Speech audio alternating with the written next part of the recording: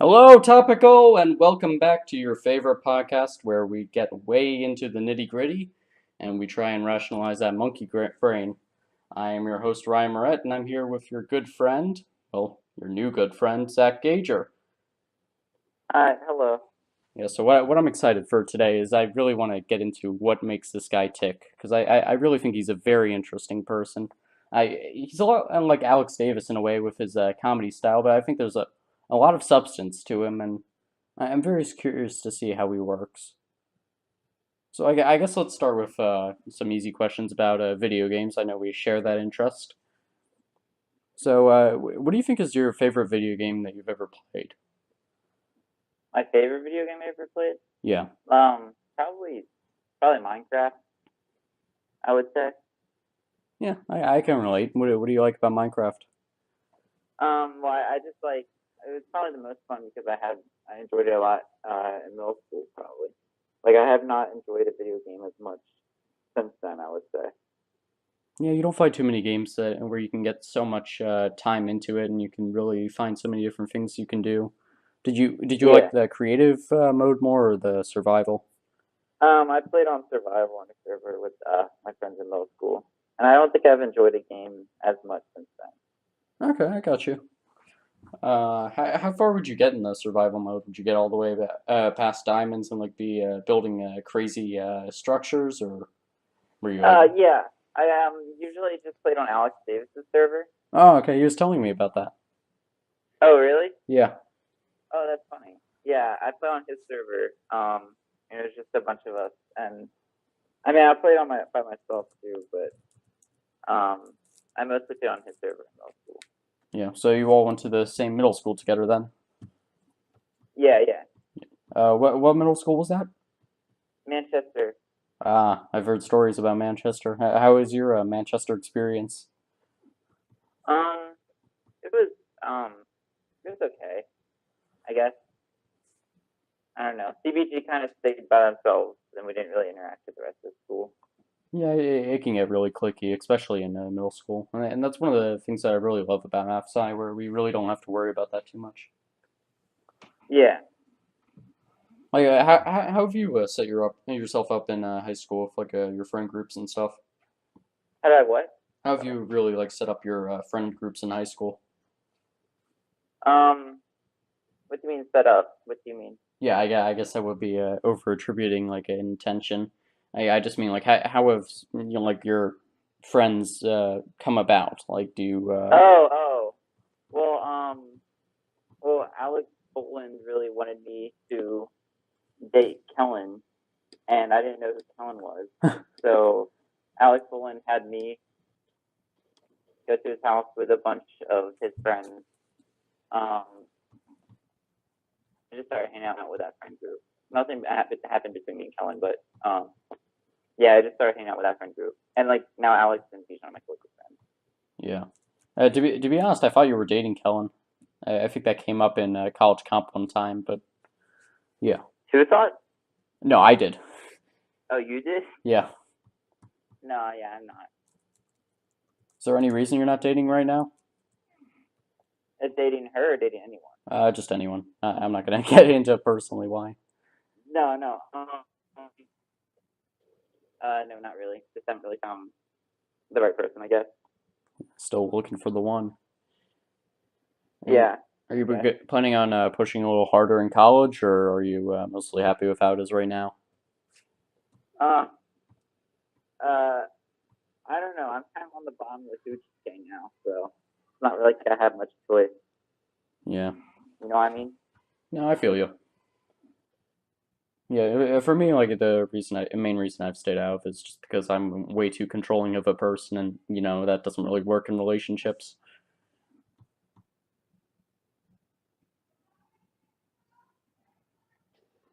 I mean, you'll find someone, right? No, I'm sure. Let's see. What do you think about Nintendo? Have you been a big Nintendo fan?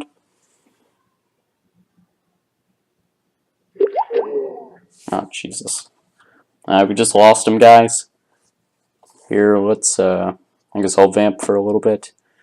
Not really crazy about how that started, but I'm sure he's about to get back on. Oh, it says he's typing. He said, "What happened?" I'll say, "No clue."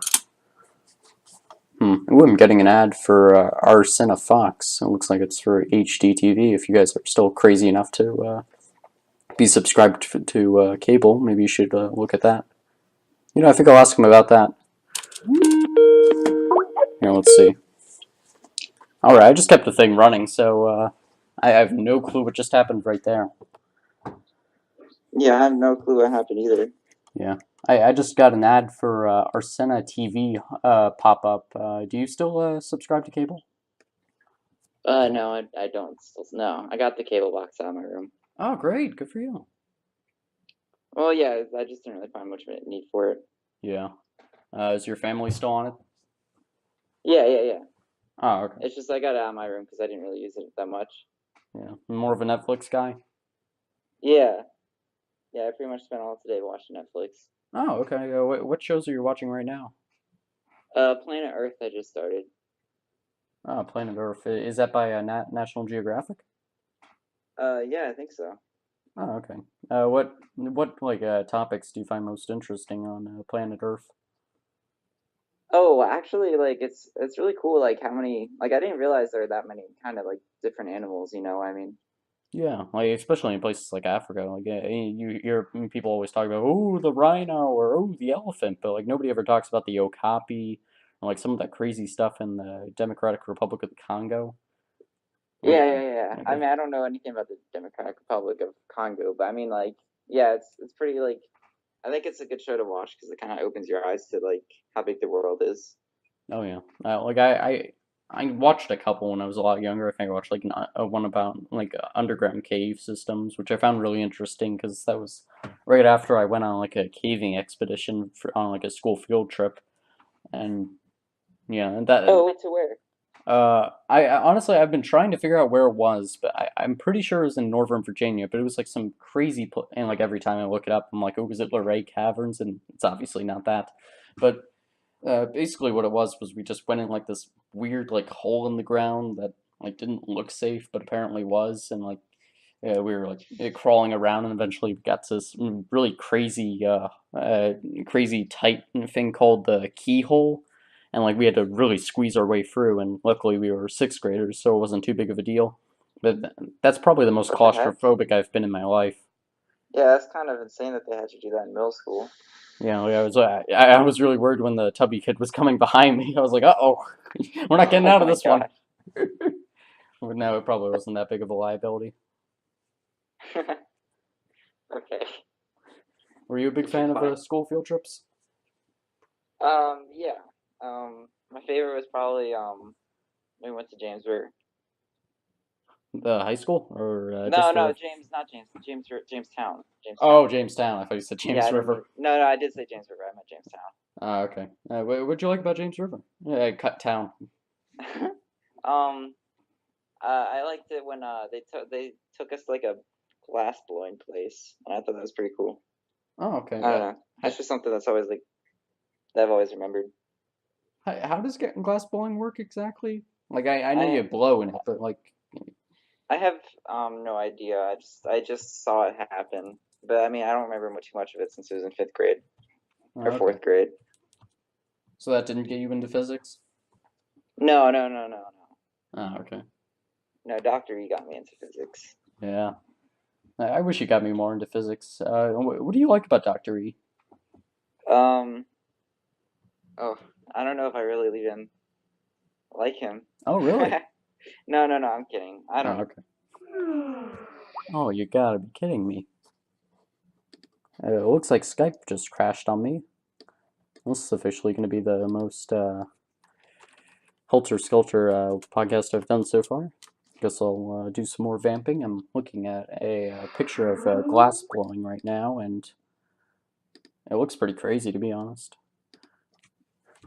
Here, let me. He said hello. Let him know that Skype crashed on me.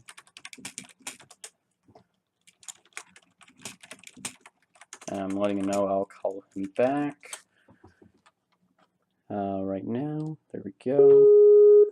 Yeah, this is definitely going to be the most Helter Skelter. This is unbelievable. We're not even 10 Yeah, it's minutes kind of in. weird. I'm not sure about that decision to just keep rolling through these. Oh well. So Oh yeah, you were saying that you are a fan of Doctor E? yeah, I am. I mean, he's like just really I mean, I guess he's really intelligent and stuff. And it's funny how like socially awkward he is. Like he thinks he has like autism or something. Yeah. He's like a teenager in that respect, like, being worried about that.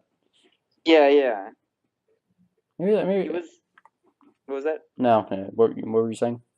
Oh, he was losing his mind the other day because he uh he couldn't do this one problem because he thinks he's losing like brain cells because he's getting old. So like Well, he he was is. freaking out, and then he jumped to a problem that we had no idea how to do, but he did it like all on the board. And he spent like 10 minutes doing it so he could prove to himself that he like knew how to do at least one problem. Yeah, that's what makes Doctor E great. Yeah, He's a he's really really funny. yeah. What's your favorite Doctor E joke that he's told? Joke? Yeah, Hmm. or story maybe, I don't know. Oh well, I mean, one time he like told this story. It was like a 10 minute long story. He took like 15 minutes to tell this one story about how um he took this girl to a concert, and then everyone else was standing up and like and applauding the guy, but the girl that he took like didn't stand up, Ooh. so he didn't know what to do, and he just took 15 minutes because he was like trying to consult us, me and Samson, on like what he should have done in that scenario. And this is like from like when he was 20 or something, because he still doesn't know what he should have done. Yeah, that is a weird situation. What do you think you would have done? um I mean, I don't know. I, I mean, I don't know, but I mean, it's been on Dr. E's mind for like the past like I don't know how long. So I just thought that was funny. I mean, I don't know what I would have done, but Yeah, I just wouldn't have gone to the concert. oh, Have you ever been to a concert? no, not yet. I might go to the Kendrick Lamar concert with Bijan on June.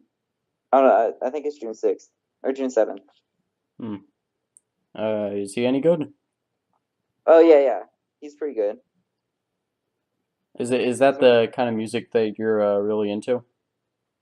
um, I'm into rap, but I'm also into like alternative rock too. Like I'm into like my favorite two bands are like Arctic Monkey and Cage the Elephant. Okay. But I also like I like a lot of rap though too. Like Brockhampton is pretty good, Yeah. and Okay. Kendrick Lamar of course, but yeah. I'll pretend to know who those people are. Uh, so I've actually been waiting to ask somebody who is into rap about this. Why do you think rap has become so big in the past couple of years? Oh, hmm. I really have no idea. I guess it changed. Yeah. Uh, what do you like about it?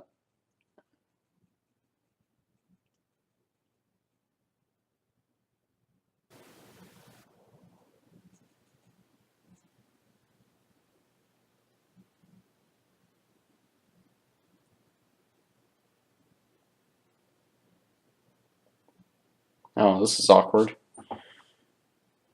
I'm not sure if you got muted or something, but I'm not getting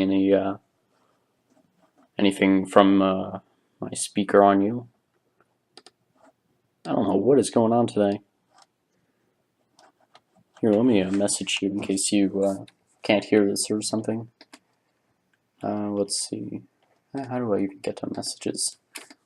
See, this is why I don't use Skype that often. I only really use Skype for this. Let's see, messages. Oh, there's messages. I can't hear you for some reason. Uh, I guess I'll take the time to let you guys know I'm still incredibly excited about that All-Star podcast coming up on Sunday. That's going to be amazing. I'm doing it with Zach Sherman and the Rod. We're basically just going over all the stuff from the first half season of the NBA, and it is going to be great. I'm telling you. And I may or may not have gotten you a commitment to a bi-weekly or fortnightly, depending on how you want to think about it, podcast for that. Oh, he's calling back. Let's see how this goes. Well, this is really unprofessional. Are you gonna like cut off a whole bunch of stuff? Yeah, for like an entire minute, I just couldn't hear anything from you. Okay, yeah. I don't know what happened there. I don't even know what we were talking about. I couldn't hear. Oh yeah, why you like rap? Uh,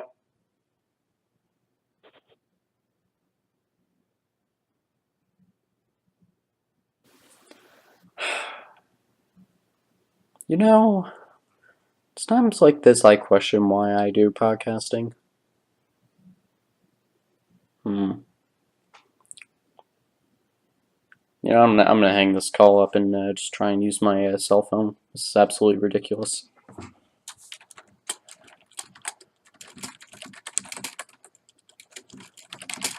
Okay, I'm letting him know I'm hanging up and calling on the phone. Sorry about this, guys. I don't really know what's up. And there's a good reason why I don't use the cell phone, but I'm going to give it a shot because for some reason Skype is just completely unreliable. Let's see. I'm probably going to have to do some excessive editing on this one. But here, let me just give this a shot. Okay, let's try this. Gonna put him on speaker. Hey Ryan, sorry this keeps happening. I don't know what's up. Yeah, me either. Hopefully this works okay. I try and avoid using the cell phone because I think it's crappy quality, but I don't really have a choice. Yeah, I don't know. Okay, let's see. I'm just gonna move past that rap thing because I think I already asked the question like 5 times. What was that? I think I'm just gonna move past the rap thing because I asked questions about that like 5 times.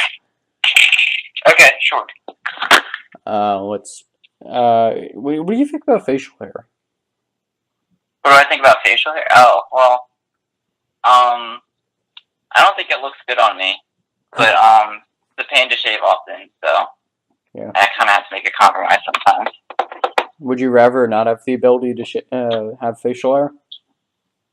Yeah, I think I would, yeah. Because it doesn't look good on me, I don't think, in my opinion. Yeah, I always prefer to just have the option in case I change my mind someday, but yeah, I can understand that. Yeah. Do you think, well, yeah, never mind. Yeah, Okay. what do you think, how do you think it looks on me, though?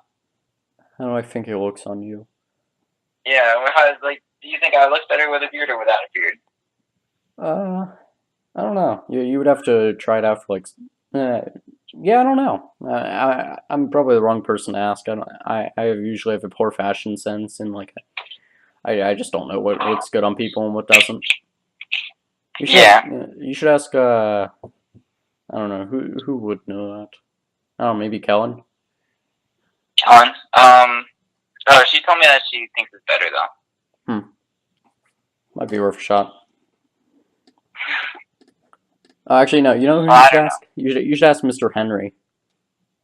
Oh, really? Yeah, he'll tell you straight. Opinion. Yeah, he would. Yeah. Okay. Were you ever into Nintendo games? Oh, yeah. I played Metroid. Oh, Metroid. A whole lot of Metroid. Which was your favorite in the series? Well,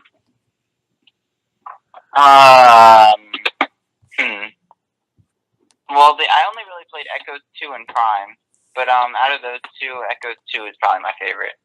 Oh, okay. I always wanted to try Prime. It looks really fun. Oh, yeah. Have you ever played any Metroid games, or? And unfortunately, the closest I've ever gotten is doing that Nintendo Land game on the Wii U. Oh, no, I haven't. I don't know what that is. Yeah, it just has like a Metroid mini game. Oh, okay. Yeah. It seems like it's a really interesting video game franchise, but it seems like Nintendo wasn't really looking to push it that much. Yeah, I don't know. Yeah, I don't know. It is a good franchise. I haven't played the recent games though. Yeah. What genre of games do you like the most? Shooters? Yeah, shooters. I don't really play video games that much anymore though. Oh, okay. What pushed you away? Um, I don't know. The competition kind of just turns me off now because I'm not too good at it, and if I actually wanted to be good at it, it would take like a lot of time to like practice, you know. Yeah.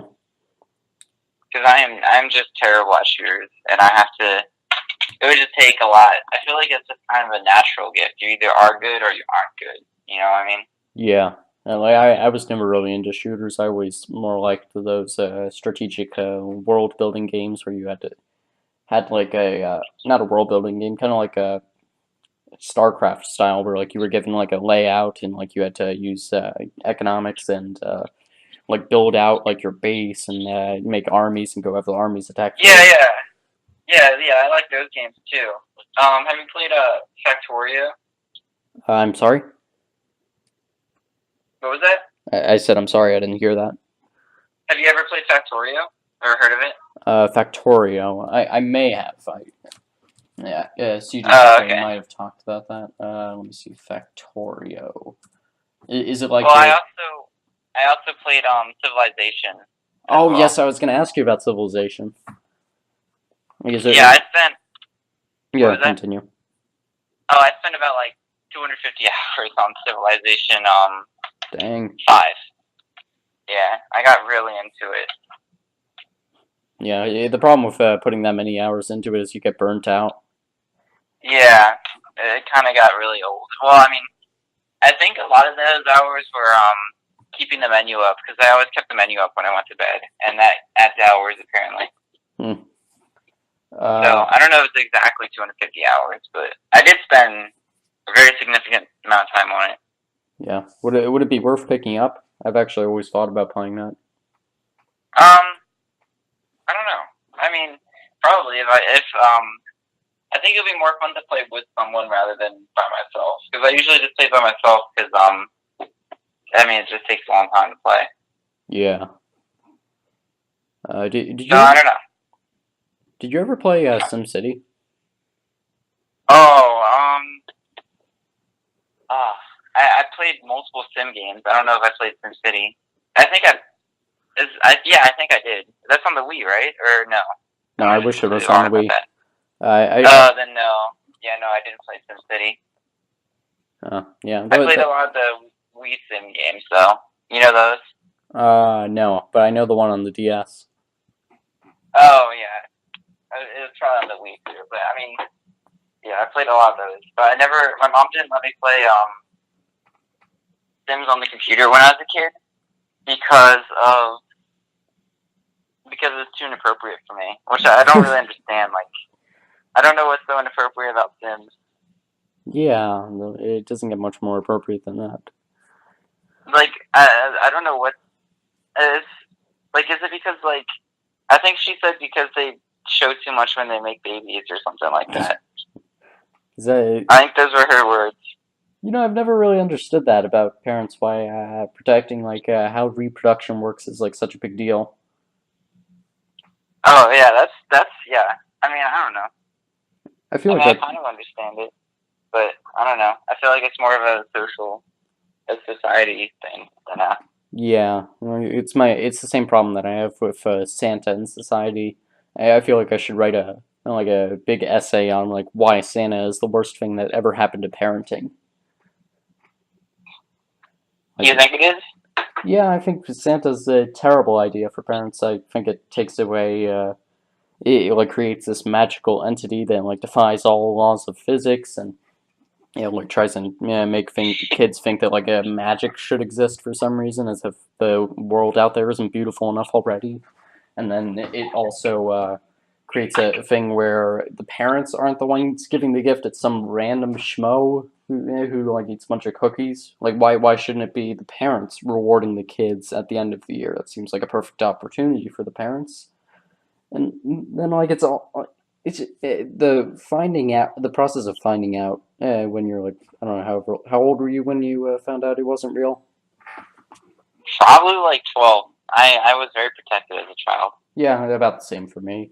So yeah, just finding out when you're 12 or so, that's the first moment where you realize that your parents aren't always telling you the truth and that you should be skeptical of them. And that just creates Yeah. that creates a weird dynamic, and like it's completely unnecessary, and it just puts you on the path of questioning them more and more, and then questioning their parenting style, and then you're a teenager and you're very pretentious about it, and like it just doesn't put you in a good position, and like there's no reason for Yeah. it. Yeah, I guess. Yeah, I mean, I can see that. Like But I mean, the only people I that thought that still was pretty wants, deep. I thought that was pretty deep when you said,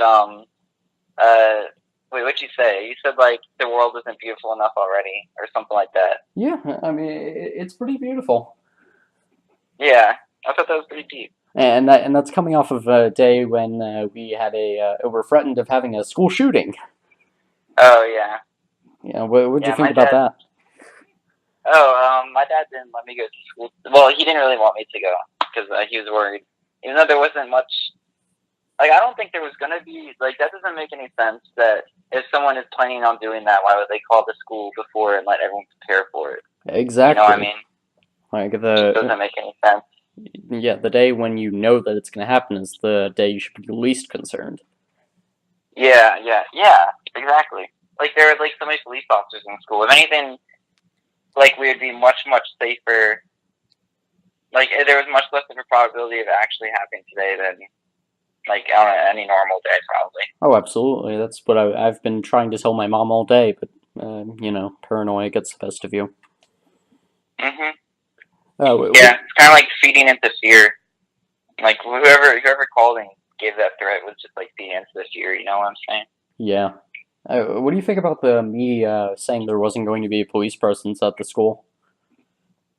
You said that? No, the apparently the media said that, and I didn't. Oh, yeah. My friend told me that, too. I think that's kind of messed up. I don't know what they're planning on doing. I don't see the goal behind, I don't know why they told the media that. Yeah, It doesn't make any sense. my mom was trying to tell me that it was because they were trying to draw the guy out and make him come to the school, but if your That strategy of preventing a no. school shooting is to try and get the school shooter to the school, that's idiotic. Yeah, no, that does not make any sense. I don't think they were trying to lure him to the school. No, I think they just got bad information and ran with it. Yeah, probably. I feel like they didn't. There wasn't a lot of communication between. Like, I'm sure Dr. Marks did not communicate very well with Yeah, wasn't she not the even here today? media. What? Wasn't she not even there today? Oh, I have no idea. That's what Wait, Mrs. was she Haley was actually saying. not? That's what Miss Haley was saying. Oh my gosh. That would not be Wait, good. how many people were there? About half of the class for linear algebra. It's really funny because they were all just playing that werewolves game with Angela, and then Oh, about like 3/4 for calculus because it's calculus, and then yeah. a little less than half for college comp, and then basically the entire class for bio because nobody wanted to miss the test. Oh, Yeah, it was super wait, funny. oh, I didn't know there was a test. Oh, Oh no, I just got postponed for our class. Never mind. oh, nice. Yeah, it was a pretty easy test. Oh, okay. Well, I suck at bio, so I'm just really bad at memorization. Yeah, me too. Uh, Now that I think about it, I don't even know if that's true, but whatever. So, what's been your favorite class this year? Physics? Yeah, probably physics. Well, no, no, not physics. I feel like psych. Psych is definitely my favorite class this year, actually. Ooh, you're taking psych. What have you guys been doing in it?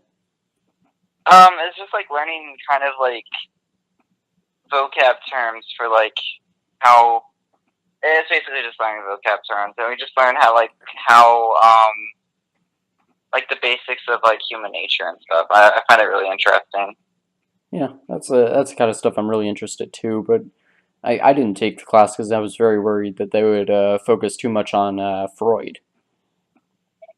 On what? On Freud, Sigmund Freud. Oh, Freud. Yeah. No, they didn't really focus on him at all. He's Yeah. not really showing up at all.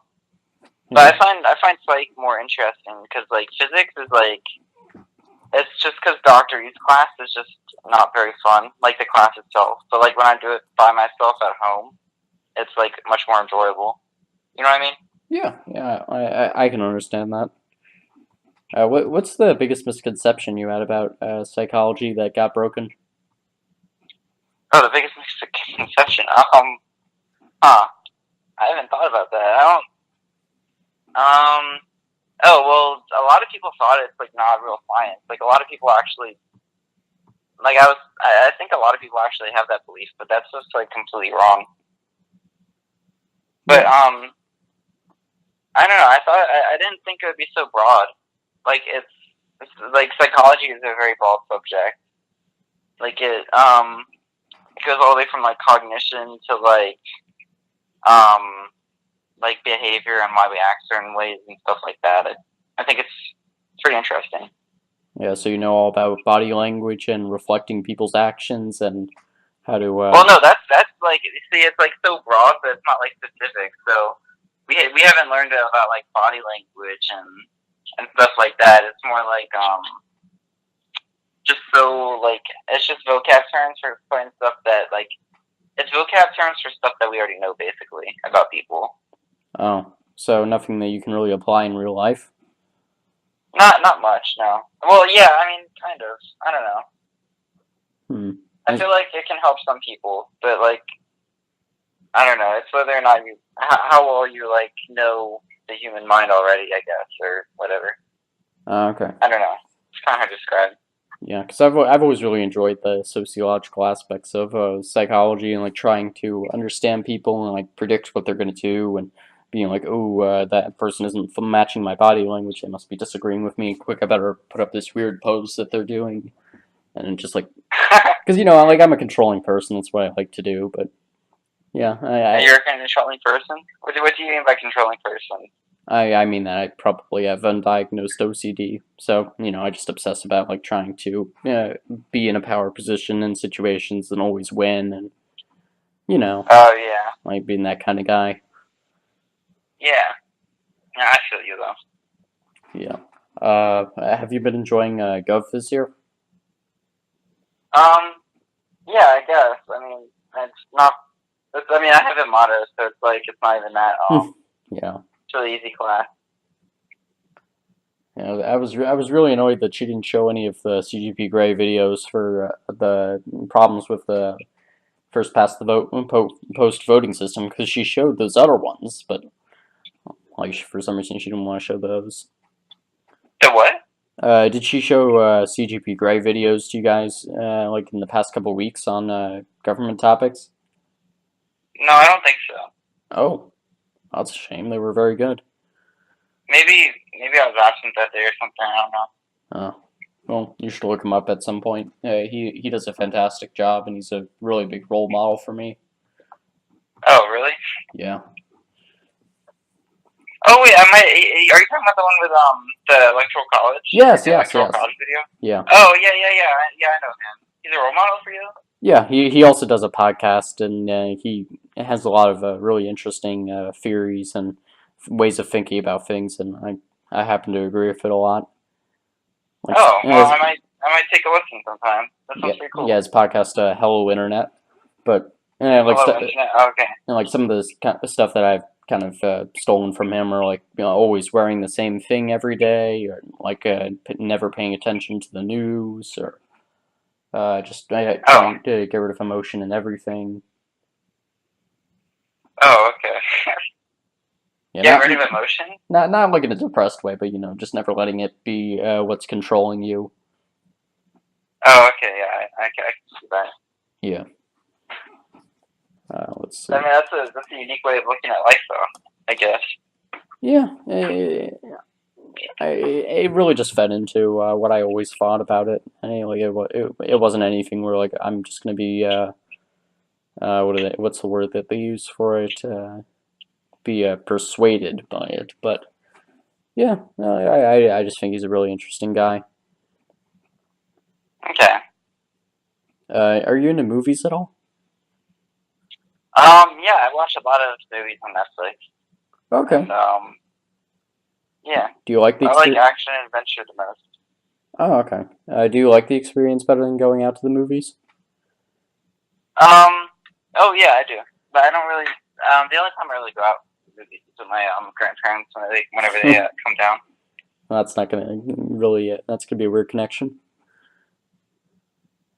What do you mean? Just like as in like going to the movies always it makes you think of your grandparents then. Oh yeah, I guess kind of yeah. Because they're always taking me to the movies. Now my cousins worked at the movies too because they always went to the movies with my grandparents as well. Yeah, like So it's kind of weird. yeah, like you look over your shoulder and you're like, Grandma. Yeah. But no, that'd be weird. Uh, I read somewhere that like some movie theaters let you have like a whole room to yourself if you're willing to pay for it. Oh really? Yeah. Would you be interested in that experience over watching on Netflix? No, no, not not at all. I wouldn't. That sounds like a lot of money to have to pay. Yeah. Here, I'll see if I can look up a price in the meantime. But what's some of your favorite movies? Oh, Braveheart's my favorite of any movie, probably. Well, definitely. Have you That's heard of pretty gory. Braveheart? I've heard of it. Huh? I've heard of it, but I Yes. haven't watched it. Yeah, it's like it's all about like freedom and stuff, and I find it very motivational, kind of, Oh, okay. because the guy's like fighting for his freedom basically the whole movie, Yeah, Sir and I William just think that's Wallace. pretty cool. Yeah, I can understand that. So you'll have to remind me. Is it about like the attempted Scottish independence movement in like the 1300s? Yeah, yeah, 1300's about I think. Oh, okay. And it's like Yeah, Sir William Wallace or something, and then like he just. yeah, Sir William Wallace. Yeah, and he's fighting the king's army basically. Huh. Okay. Have you been interested in history at all? Actually, yeah, I find history very I think it's really important. I think it's the most important class in high school probably, Yeah, I or think I like agree with that actually.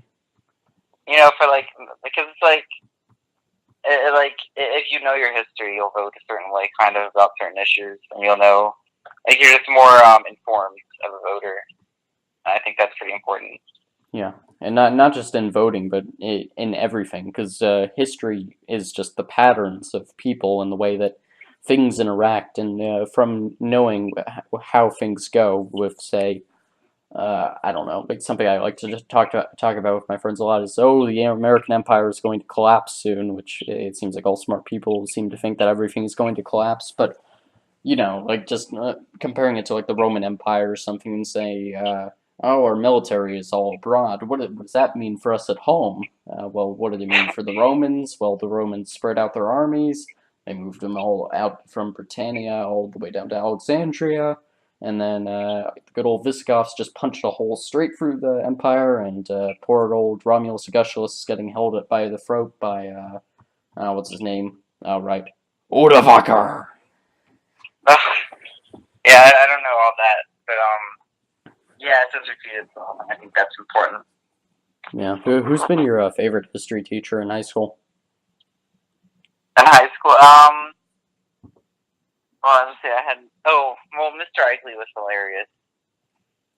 I had him for AP government. I mean AP push last year, Yeah. and he was really funny. I liked it because he was a vet, and Yes, I he thought that was was. pretty cool. Yeah, he's the sponsor for a chess club also, so I get to know him from there. Oh yeah, I forgot you're in chess club. Yeah, president. Oh yeah, you're chess club president. Wow, I didn't know that. Yeah. Do you like chess at all? Um, I mean, I'll play it every once in a while, but I'm not that into it. I was in chess club in elementary school, but then I kind of lost interest. Yeah, it seems like most of those are just learning how the pieces move. Yeah, but I mean, now I'm like, I'll play with my dad every once in a while. Oh, okay. How's your relationship with your dad? Um, I don't know. I mean, it's pretty good. I don't know. I don't know. It's like he's kind of like molded like my sense of humor. I would say. Oh, okay. Oh, wait. Now I'm ready. I'm remembering why I brought that up. So, wasn't he the guy who gave you that card in Java like 2 years ago that was like super inappropriate for school? Oh wow, you remember that? Yeah, that was hilarious. Oh yeah, that was really funny. Like the yeah, it was, it was really funny. That was so unexpected. Yeah, how would you describe that card to the listeners who don't know what we're talking about? Um, I mean, it basically is like the front said, um, I I scrapped together my money to buy you a stripper, and then like and you open the card, and then like the breasts on the girl like just like pop out and like or like electronically like move back and forth, and it's like you put that in my lunchbox for me to open during lunch. I thought that was pretty funny. Ah, classic Mr. Gager. But like the thing is, I don't know how my mom let him do that. I don't think she knew. Yeah, I don't know how. Because like I feel like I don't know. I feel like I could have gotten attention if the teacher saw that maybe. So I'm not sure. No, Mr. D saw it. Uh, Uh, Mr. D is so weird. yeah, he's an interesting guy. Uh, Yeah. do you think he's a good teacher? Um. I mean, no, not really. He. I mean, no, not really. He doesn't give tests at all, and he doesn't like. I feel like he doesn't. Well, I mean, he does give class time for us to like learn Java, and I feel like that's really useful. I had him for 3 years, Yeah. so I mean, I did learn Java pretty well with like how he just gave projects for us to do, and I don't know much else of what he could have done because I think that's the best way to teach for like for me at least like hands-on learning. Yeah. Yeah. Did you take principles last year? No, I took AP Comp Sci. Oh, okay. So you just skipped principles entirely? Yeah, I didn't do principles. Yeah, I can't blame you. It's not like we've learned much this year. Oh yeah, I've heard a lot of boring things about that class. Yeah. I kind of wish it was offered for freshman year because I would have just taken that instead of C++. Yeah, yeah, but I Mm, mean, I like C++ a lot. I no, I do remember I made a too. tic tac. I made a tic tac toe program, and I got the arrows to work or something like that. But it was like a two-player. It's pretty cool. I spent like a lot of hours on that. That's when I had like a huge drive to do programming. But I kind of lost that over the years. Oh. I don't think I've ever asked you. What do you want to go into for work past college? Um, I mean, I'm looking at physics and economics, but I'm still like open to I'm not like set on those. You know what I mean? Yeah. I've always been fascinated by economics, actually, and I think that came out in our driving question project for linear algebra. Now Yeah, for the listeners that don't know, the driving project that my group did, me, Yash, who we've had on, and Alex Buchanan, who we'll hopefully have on. We were supposed to have Kuba on too, but he skipped on us. So basically, what the project was we were trying to figure out how much land would cost on Mars, and we basically used the macroeconomic price curves for a monopoly to determine how much the long run profit would be. It was pretty cool, honestly. Maybe I'll put up the PowerPoint that we did in the show notes. But yeah, I really learned a lot about economics from that, and just how we know a lot more about abstract concepts than I thought we did. yeah, um, yeah. I agree with that. I think what kind of started my economic like what got me interested in economics is doing the math modeling projects. Ah, Yeah, because like math modeling is very similar to what you do in economics. yeah. Did you do the ski slope problem from this past year? Oh yeah, this past year we did the ESO problems. We didn't. So what's weird is like me, Rohan, Reed, and Alex all did it in junior year, and then we got like top 9, and then now this year we got like successful participant. Hmm. So it was like a huge drop.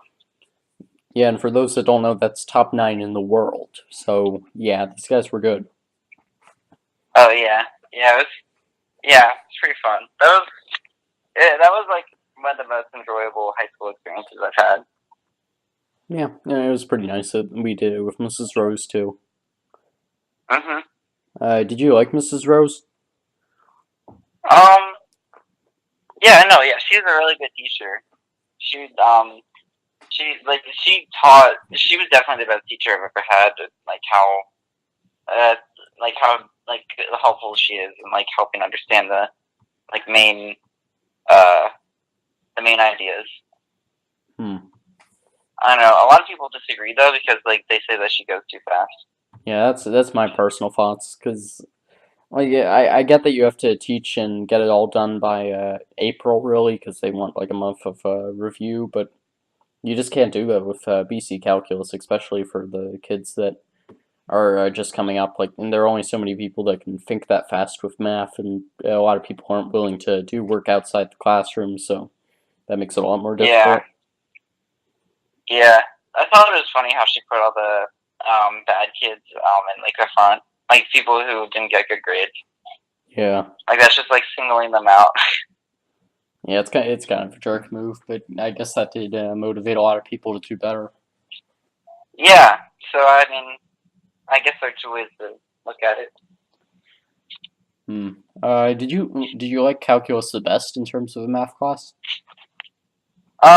Yeah, calculus is definitely my favorite math class. Um, it it's something I can like understand very well. You know what I mean? Yeah. What was your favorite section? Did you like the integrals or the series or? I did not like series. I liked like the integral, the rate of change part of it, kind of. Ah, okay. Sounds a lot more fun than polar functions.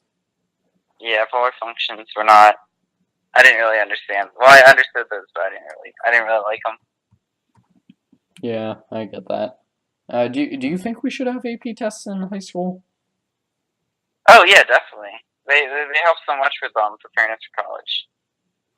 I don't know. Do you think otherwise, or? No, I think we probably should, but there's an argument to make where it makes people teach too much to a test. Oh no, no. I think that's. I mean, I think you have to teach to a test. I Yeah. think like I don't think there's much of a way to not teach to a test, and I don't think teachers could be like held accountable for like how they teach without a test because I feel like a lot of teachers like might like not teach as strongly as other teachers. You know? Yeah, I can understand that. And like it's not that hard to work within the curriculum. Like you can have a teacher like Mrs. Harvey who's going to teach the material much differently from someone like Mr. Henry teaches history, who I know you didn't have, but he really had a way about making you think about history in a new light and how it relates to how you think and like how not to be afraid about our history and like looking at someone like Andrew Jackson and laughing at him and talking about his flaws instead of being like, "Oh, we're so ashamed of you, Mr. Jackson." Oh, that's cool. I mean, I didn't have it, but that sounds like a cool teaching strategy. Yeah, he was pretty interesting. I go back and forth between the three yeah, history teachers that we really had because I don't consider government a history class. Mr. Fout, Mr. Bogdanowitz, and then Mr. Henry, just who was better. Because I think they were all amazing. And, like it really fostered my love for history. Yeah, I don't know. Yeah, I do like history a lot. You know, do you have a favorite lesson that you ever learned in history? Oh, favorite lesson. Wow, that's kind of. I mean, I'm sure I do. I would say like Well, I mean, not my favorite lesson necessarily, but my favorite like historical figure is kind of Gandhi. But I mean, Huh? like that whole movement was interesting, I guess. Yeah. Don't talk to Yash about Gandhi. He hates Gandhi. What he does? Yeah. Oh my God, why? How do you hate Gandhi? Because apparently, in during World War II, Gandhi was really big on saying that the Indians needed to go fight in Britain's wars to prove their loyalty to the country, and he thinks that that was terrible. and that there was no reason that India should be fighting in Britain's wars and that it should be refusing to fight in them. Oh, okay. I mean, I guess that makes sense. Yeah, but I Yeah, don't know. and definitely don't ask him about Indira Gandhi, India's president in the 1980s. He really hates her. Oh, really? Yeah, That's because funny. apparently he thinks she lost Pakistan and Bangladesh for India. Mm, So yeah, okay. it's always really interesting to talk to people from the countries that we hear about in history, what they actually think about them. They always have a different perspective. Yeah, yeah. That kind of opens your mind. Would you ever want to live in another country? Um, I don't know. I mean, I feel like America's very like conservative, and like Yeah, Amsterdam has like a very like for Amsterdam, for instance, is like very much more like open about everything rather than like here in America, where it's like just a few. Some of the people just don't really. I don't know. no You things. know what I mean, though. Yeah, it is interesting how conservative America is overall. Like, even if you look at some of the most conservative places in Europe, like Poland or maybe Hungary, they're America's probably more conservative. And like, if you look at like liberal figures in America in politics, they're like the standard in Europe, and it's kind of weird. Yeah, it's weird. I don't know. I don't know why. It's just like there are a lot of. I don't know. I feel like Europe is much more like of an open place. You know what I mean? Yeah, They're not so judgmental on others. yeah. It seems how that works was America has always been a place about the status quo, and it started so far in front of the rest of the world when it was founded. But the problem was it stayed there. Maybe moved a little bit to the left over time, but not much. But when you look at a Mm-hmm. place like Europe, it's constant change. Like every 10 or 20 years, something is changing. You get, oh wow, we got the EU all of a sudden, and right before that, you got a couple big wars, and then you got another big war, and then just like countries constantly in turmoil. You got the imperialism falling apart. You have monarchies falling apart. Like it's just always changing in Europe, and there's a case to be made that constant change is better than no change. Yeah, yeah. I feel like America had a lot of pride because they became the best country really quickly, and then Then it just sat on it. Yeah, yeah, then it just sat on it, and then everyone kind of like thought like we didn't need to improve or whatever. yeah. Now we got China on our tails. Hmm. Yeah, which I found really weird because China is a very terrible country. That's a hot take. Well, I mean, kind of is. I mean, I don't know. They always have student protests and always putting them down. Yeah, China's interesting. It seems like it's just pure capitalism, and pure capitalism Yeah, is yeah. not a great Well, I thing. mean, yeah, I don't know. I mean, I don't know a lot about China, but Yeah, I don't either, to be honest. The only thing I really know that most people don't is that they're not actually communist. well, yeah, I know they're not actually communist, but Yeah, I mean, it's just a very wide country. it is why. Wide isn't like they have a lot of different kind of people in there. Yeah, Yeah, they have small villages, and then they have huge cities. yeah, very Like much. it's weird 'cause, like you'll imagine China, and like when you picture China, you're like a part of me thinks of like the small villages where people have to walk like 10 miles to their school every day, and then there's like the bustling cities with like huge capitalism, and there's the student protests and all Yeah, that kind of stuff. and you have to force people onto the subways with your feet just because nobody can fit. Yeah, I wonder if that's a misconception, actually. Oh, I don't know, I'll look that up but I mean later. I do know that's kind of messed up that they had that like they didn't allow girls, and then they had the number of children like were limited. Well, that actually is one of the misconceptions in China. While the one-child policy did apply to a lot of Chinese people, it only applied to 40% of parents. So Oh, really? Why?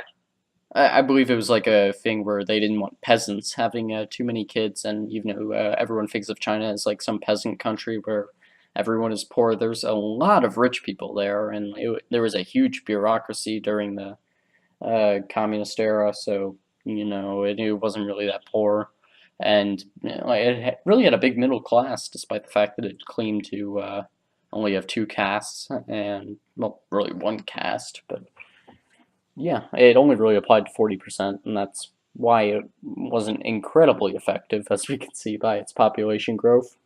But Yeah, the biggest thing that it seems like population growth, it works logistically, and it's just a case of getting all those small villages up to the development standard where they're not going to want too many kids anymore. yeah, Yeah, like that. Like that's my thing with people who argue that the Earth is going to exhaust itself with population growth. Like, countries are slowing down pretty quickly with how much their populations are growing. If you look at a place like Japan, where they have negative population growth right now, it's not hard to see that we're not going to get that many more billions of people. Maybe just like one or two more in Africa, maybe another billion in India, and then they're pretty much done. yeah. Because like it's most of the population growth is in Africa right now. I've heard because they have to like so many of their children die from famine and stuff, Yeah, and so they have multiple children. They have like 8 children or something. really. Yeah, I think I saw the numbers. The average family in America has like 1 or 2 children, and then the average like African family has like 6 to 8 or something like that. Man, imagine that. The average Yeah. desired family size for sub-Saharan Africa is 5.1 children per woman, higher than the averages for North Africa and the Middle East, which has 3.2, Asia of 2.7, and Latin America of 2.7. So, Oh wow, I didn't. Okay, so yeah. maybe it was a little bit over. But I mean, that's still a lot though. 5 children. Well, here, let me see what the UN has to say about that.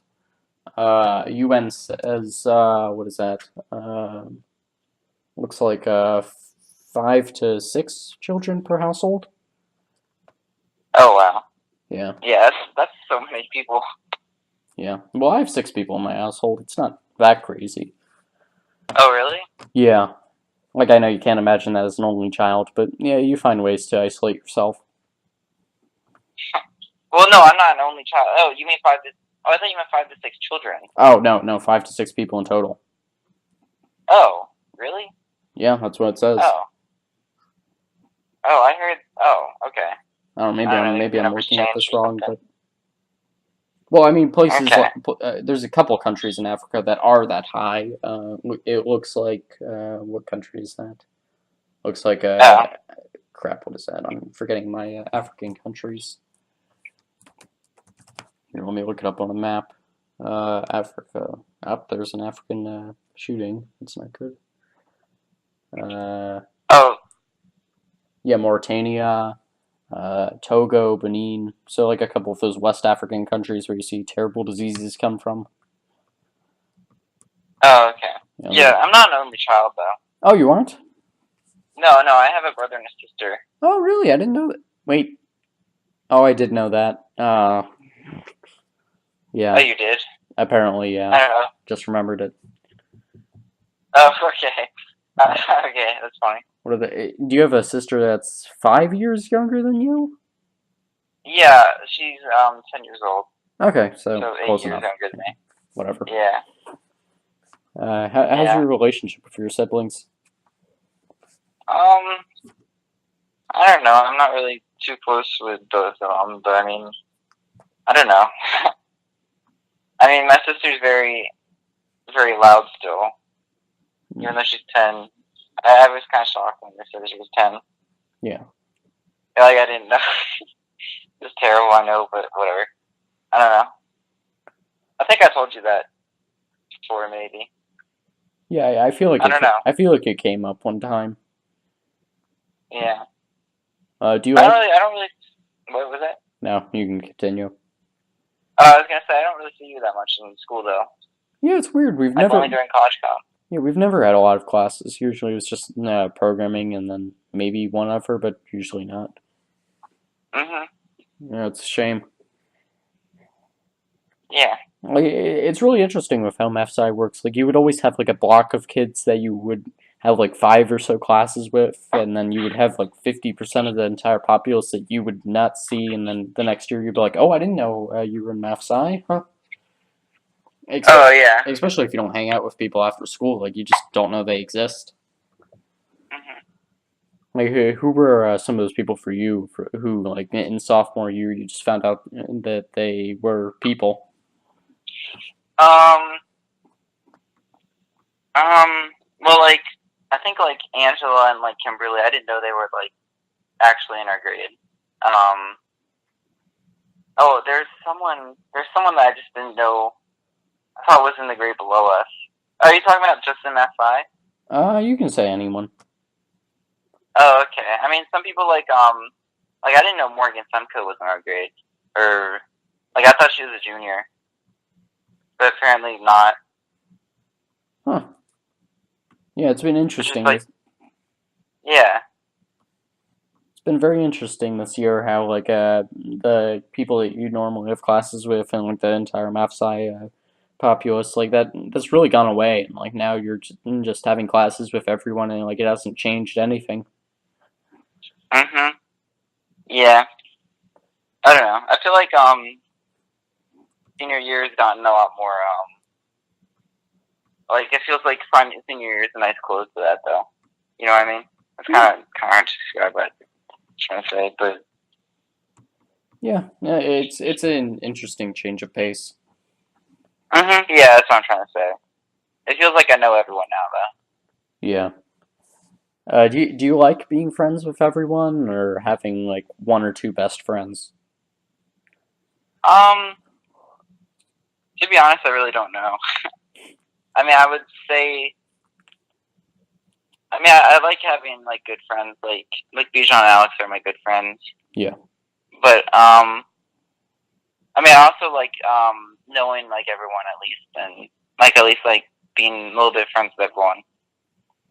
You know, because I feel like having multiple connections is healthy, or kind of, you know what I mean? Yeah, healthy too. Mhm. It's really interesting being able to just talk to anyone about anything. Like nobody's gonna be pretentious and be like, "Why are you talking to me?" Like nobody cares. It's just, hey, you're a person. You have something interesting to say. I'll hear you out, and we'll see how it goes. Yeah, everyone in high school is much more nicer than middle school. Oh yeah, middle school was terrible for that. Like Yeah, middle school is also terrible for me too. yeah, like it was so cliquish as I was mentioning at the start. Like you could only talk to a couple people, and oh, if you talk to the popular kid, how dare you? Yeah, it's not like that in high school at all. No, like they just do And not I feel like care. you only get better during college. Yeah, no, like I don't know how much better it can get, but yeah, definitely. Yeah, Actually, I don't know if it is I going to don't know. get better in college because I feel like math sci has been a really good seed for us, where like we can just have people where, aside from like 10 or so people, you can count on them being really smart and like having good ideas and being pretty close, pretty similar to you in personality, and you could just trust that. Okay, this is the kind of person that I like being around, and I'm not going to be around like these crazy, lazy people that aren't going to be doing things. I feel like in college you'll just run into more people like that. But Yeah, I guess I'm thinking I'll find a lot of people like me kind of in college because there's so many more people in the college. yeah, it's all about trying to hunt down those people. Yeah. Are you excited for college? Oh, I'm yeah, I'm pretty excited for college. I feel like I'm gonna have a lot of fun there. I mean, I don't know what college I'm gonna go to yet, but I mean, I've only gotten into VCU so far. Yeah, me too. Did you get Oh, a really? yeah? Did you get a scholarship from them? Yeah, I got $5,000 one. Yeah, me too. I was trying to convince my parents that it wasn't a big deal, but they don't really know. Yeah, I think like everyone in NASFI gets one. Yeah, I know Kellen got one too. huh. Good for her. Mhm. Do you know if scholarships roll over? Like not roll over, like well, yeah, I guess I do mean roll over. Like you can use it for graduate programs. Oh, I don't know. I think it's just for the 4 years for undergraduate. Oh, Yeah, I okay. don't think it's for graduate programs. Yeah, because I was thinking about maybe using it for a graduate program at VCU, but maybe not. Okay. I don't know. What college? What college are you looking at? Because didn't you Two. apply to like 13 of them or something? Yeah, 16. It was too many. 16. Yeah, that's so many. It was funny because my interviewer for Dartmouth, he applied to 21 schools, so that made me feel a little better. Oh, really? Oh, that's funny. Yeah. Yeah, amazingly, he got into 16 of them, so he had plenty of choice, but obviously he ended up Oh, at. wow. Yeah, it was really funny because he went to Dartmouth for undergrad, but he was doing a medical program at VCU. Mm. So I don't know if that Did was you a step down or. uh did you like visit all of them? I visited. Let's see how many I visit that I applied to. So there was Virginia Tech I visited, William and Mary I visited, UVA I visited. What else did I visit? I visited Stevens. I visited Rensselaer. I visited Case Western. What else? Princeton I visited. Harvard I visited. MIT I visited. Is there anything else that I visited? Yeah, I visited Wake Forest as well. So I visited 10 of the 16. Ah, okay. How'd you like Princeton? I went there and I thought it was like it just felt super busy. You know what I mean? It felt like super. It felt like really busy and like fast paced, like the environment there. Yeah, I thought it was pretty unspectacular for a college thing. It was just what you expect from an Ivy League. Yeah, I guess. That was the only Ivy League I visited. I didn't like it, so I didn't apply. I probably wouldn't have gotten in though. Yeah, I just applied to it because it was the best math program in the world, and why not throw in a lottery ticket? Oh, it's the best math program in the world. Yeah, apparently it's gotten itself up there. Oh, oh, really? I didn't know that.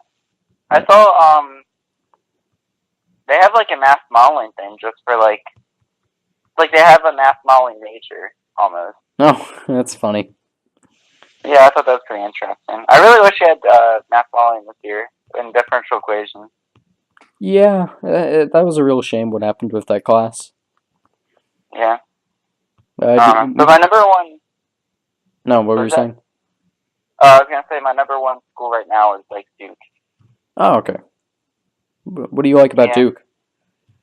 Um, they just had a really nice campus. I really liked the campus. It was really like just beautiful and like they have like rooms like designed for like team based research, which I also really enjoy. Oh, okay. Uh, how's their economics program? Oh, their economics is one of the best in the country. Oh, great, great. So and their physics is up there too, but they have a lot of like research opportunities, which seems pretty cool. Really interests me. Yeah. Have you ever thought about getting into actuarial work? Oh, what's that?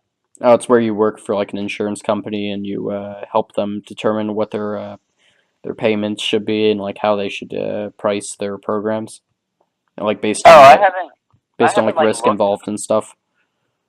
Oh, I haven't really looked much into economics. I just know it. I know it's like basically got a lot of math. Like but I'm not like 100% set on it. I'm more geared towards physics right now. Oh, okay. But yeah, so I don't know the like nitty gritty. But I mean, if it's, I mean, I don't know even if I would go into like macroeconomics or like microeconomics. I don't know like if I'd be an economic advisor or like what I would do. Yeah, no, I can understand that. It's really hard to think about that kind of stuff right now.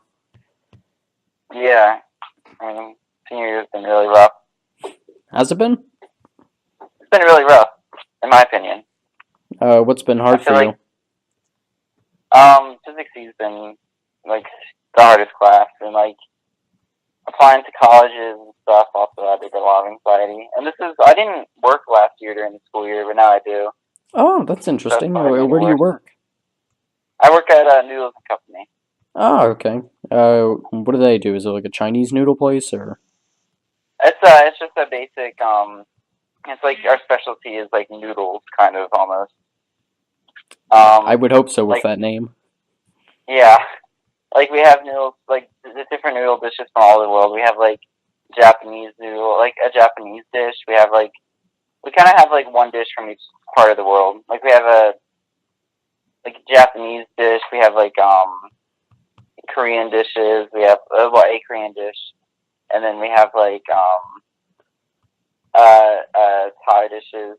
It's pretty good. I just like I applied there because I liked how much their food was. Like I liked the taste of their food. Ah, So now I'm a cook there. oh, you're a cook. Good for you. Yeah. How's the pay for that? I'm not very good. It's $8.50 an hour. Oh, It's well, it's not the best. well, it's better than It's minimum kind of wage. yeah, I guess it's $1.25 more. Yeah. But I don't know. Now I'm looking at Panera maybe because they give higher wage increases. Oh, I gotcha. What do you like about being a chef? Do you like cooking? Yeah. I mean, I'm not much of a chef. I'm more of a line cook. Like there's a like line cooks more like just assemble dishes, and then the chefs more like are kind of like create their own dishes. But now I just kind of like I'm just kind of a line cook. Oh, okay. But I mean, it's still I like the fast pace of it. Does it get Cause it's like it? where I was trying to get dishes out fast and stuff, and I didn't know it was so stressful to be a cook. Yeah, I was just about to ask that. Can the pressure get to you?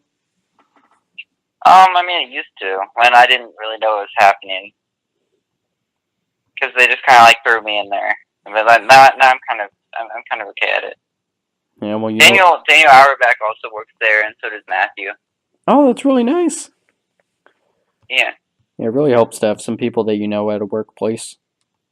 Mhm.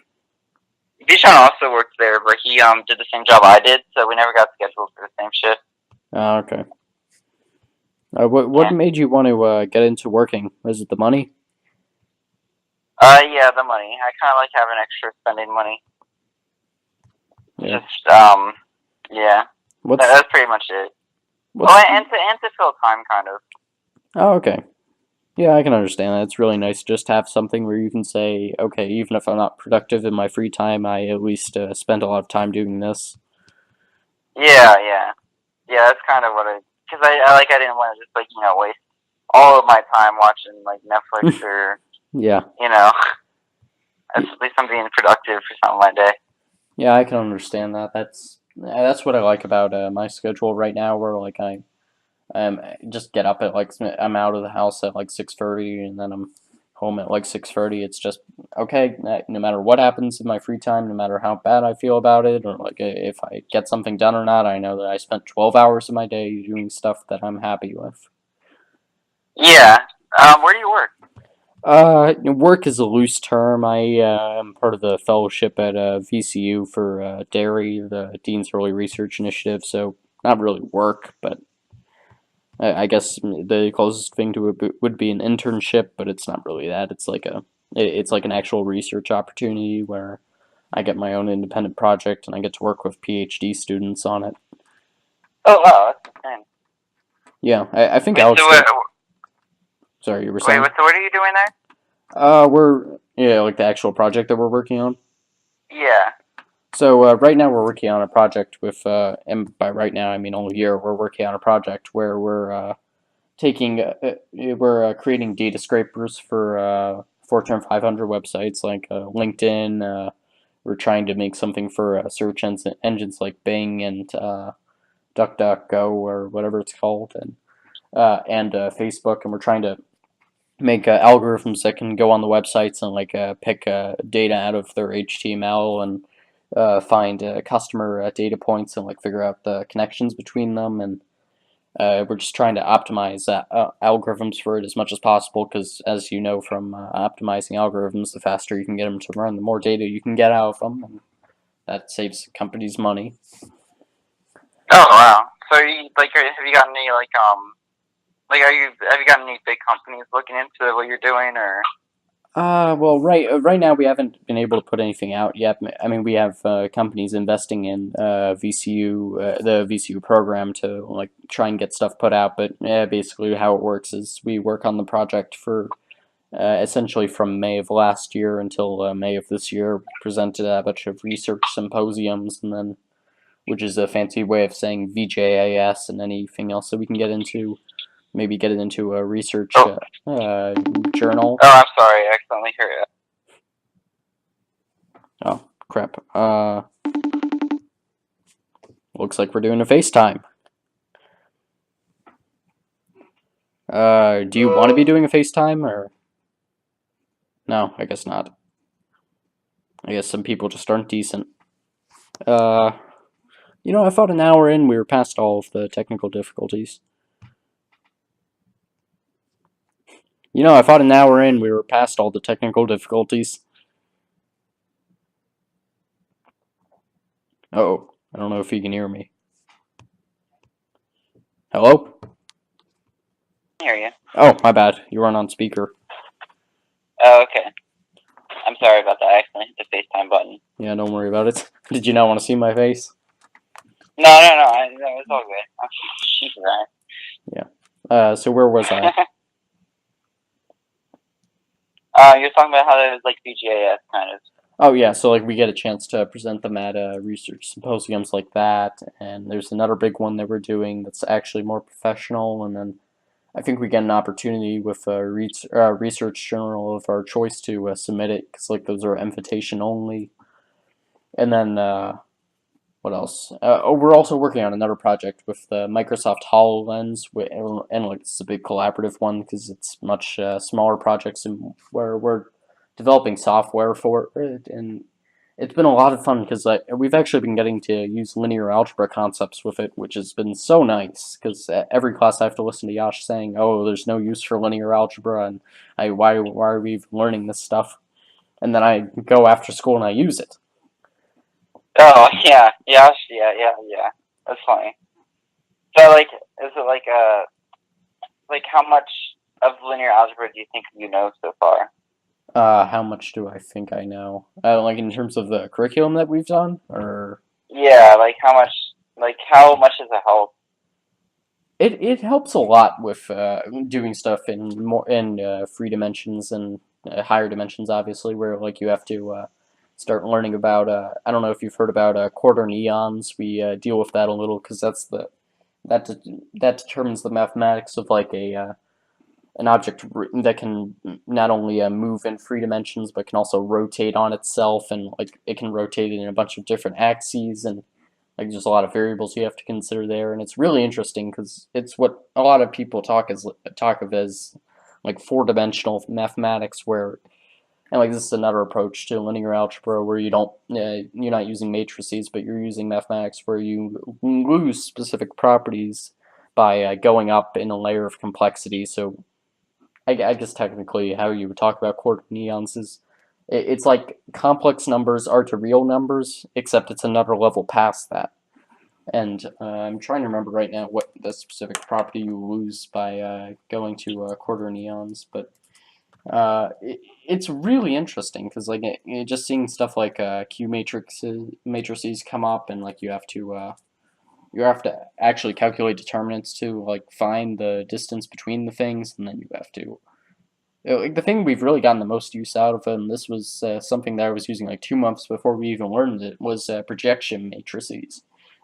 Because like you want Oh, the okay. computer to be estimating like the position that objects are going to move to before they even get there, so that like in the same way that eyes can still see objects that are moving faster than them faster, and then they can actually register by like predicting where the object is going to move and then moving the eye to there instead of just tracking the object through space. Like it allows the computer to act more efficiently and to get better at just processing data. Oh, that's really cool. How did you like learn about the opportunity? How did I learn about the opportunity? I'm trying to remember. I feel like Mr. D mentioned it to me, but I don't think that was the case. I think I just ran into it at some point, and I just went to the website and applied. I know a lot of Oh, people okay. heard about it from that hackathon thing at VCU, but I didn't go to that. Oh, okay.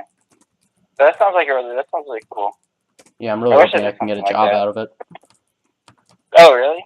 Yeah, maybe. Who knows? Just like getting Oh, working with the professors, maybe they'll think about me in a couple years. that'd be awesome. Yeah, I'd love to Good be for a you, Ryan. researcher. Yeah, that'd be awesome. Good for you. Yeah, thank you. let's see. I'm looking at a stack exchange as normal division algebras. When we go from complex numbers to quarter neons, we lose commu cu commutativity. Okay. So there's actually levels past quarter neons. You have like octo neons. It looks like you lose You like said it's like how complex numbers are to. real numbers. Yeah. So like it's another level up. So Oh wow. yeah, you'll notice like the prefix quarter. So that's 4. I believe complex is like 2, and then real numbers is 1. So like it moves in powers of 2 to the n, I think. Wow, that's weird. How does that's kind of hard. I don't really understand that very well. How does that happen? Like, you know what I mean? Yeah, I believe how it happens is I'm trying to remember how complex numbers are defined. Isn't it just like a real number plus some number times I? I, Oh, okay. I think that's how it works. And then how quarter neons work is you bring in a j and a k, and then that gives you 4 possible values. So now instead of working in an x, y, I plane, I believe it is for complex numbers, you're working on a x, y, i, j, k plane, I think.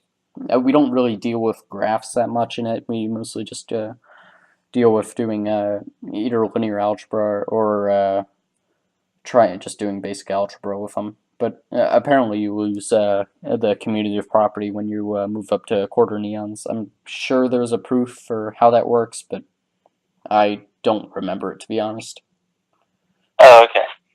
Well, that sounds very cool. Yeah. Do you? Well, I know you like math. I'm not going to ask you that. But what's your favorite topic in math? Um,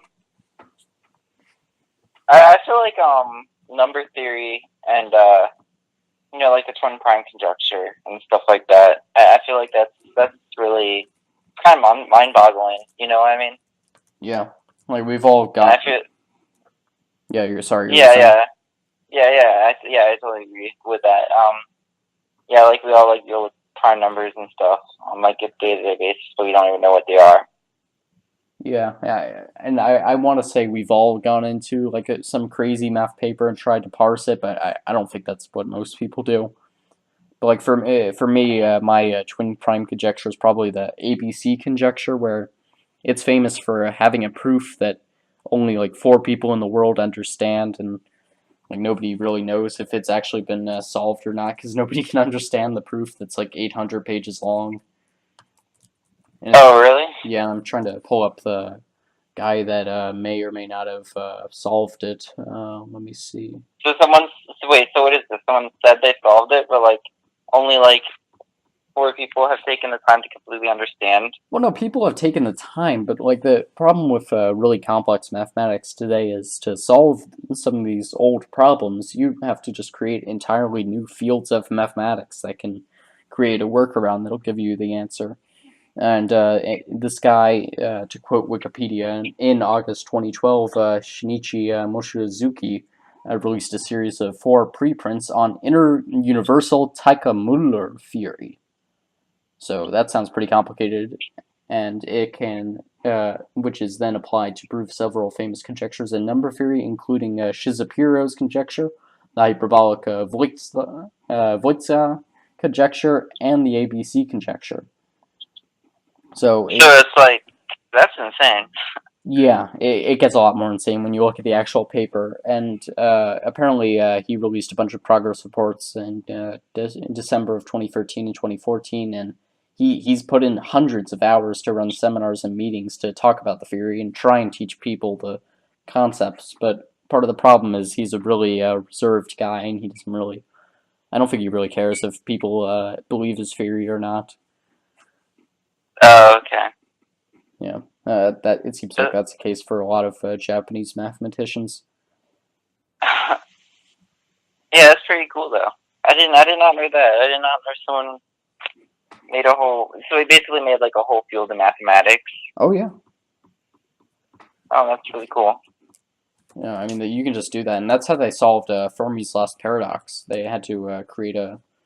I I don't remember what it's called exactly. I want to say it's Gaussian curves, but there's no way that's what it was. Here, let me look up Andrew Wiles proof. That was back in the 70s. It's amazing it's been that long since he proved it. Yeah. Let's see. Yeah, his was only 129 pages long, and yeah, it proved a special case for semi-stable elliptical curves that use modular lifting. So whatever that means. I mean, it still sounds like you really know your stuff, Ryan. I didn't know you knew all this about like physics. That's really cool, though. You know, I wish I knew my stuff. Maybe it's just relativity, but I feel like I know so little about mathematics, to be honest.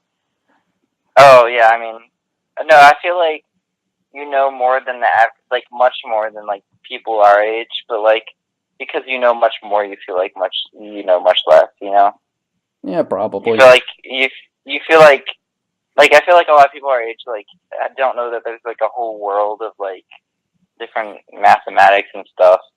Well, what do But you then mean? What like do you mean by you at least people our know that. age? Because like I know I'm much smarter than like the average teenager, but compared to like people in math sci, I don't know. Yeah, people compared math science stuff like that. Hmm, I don't I know. don't know. Yeah, I feel like there are so many people out there. I feel like really behind a lot of the like a lot of the like super smart people that like like Trevor Tarr. Do you remember oh him? yeah, he was a genius. Yeah, and he just spent all his time doing math, and like he just really knew his stuff, and he was already so ahead of all of his classmates just because he spent like hours and hours just reading different like formulas and like learning math on his free time. Yeah, I feels like compared to him, like I'm just like really far behind all my like the best of the best. I'm like super far behind. yeah, and I could understand that feeling because I actually had a person that. So okay, this requires a little backstory. So over this past summer, and I apologize to the listeners who've heard this story like 5 times already, but I did a pre-college program at Stevens Institute of Technology in Hoboken, New Jersey. Always want to say New York because it is literally right across the Hudson River from it, but it's apparently New Jersey. And that was just because I needed some college experience because I've never been away from the home for more than like a day or two. And I decided I would go away for about 3 weeks. So, yeah. And one of the big things there was I was a roommate with somebody who wants to be a mathematics professor or like a researcher. And this guy was so into mathematics, and he made me feel horrible about myself. Because Oh, he was one of those math guys that literally, like in the restaurant, he would do Euclidean proofs on a napkin. oh wow, Yeah, like he was that guy while we were eating the pizza fries or whatever it was. that's pretty cool. Yeah, like it's so interesting to like see how much people can progress in like a one tiny field, and then like that's just their niche. Yeah, like you need. I feel like a lot of it's just like motivation. Like you have to really like something to be able to put all of your time into that one thing. Yeah, absolutely. Like like just right now, the other night, I was thinking, hey, why don't I just read the linear algebra textbook and just teach myself the rest of the year's curriculum? But I mean, I don't want to do that.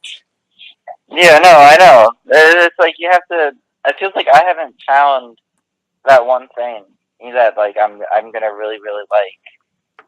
Well, what And do I you? feel like what was that? I was gonna. It's a follow up question. I'll let you continue.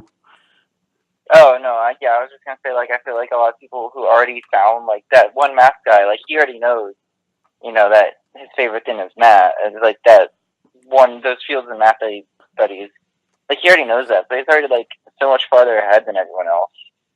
But Yeah, like me, like I haven't really found what I'm really interested in entirely, and I'm like kind of behind. Like if I do go into like a really advanced field, like I'll be behind everyone because like I'll be behind the best of the best.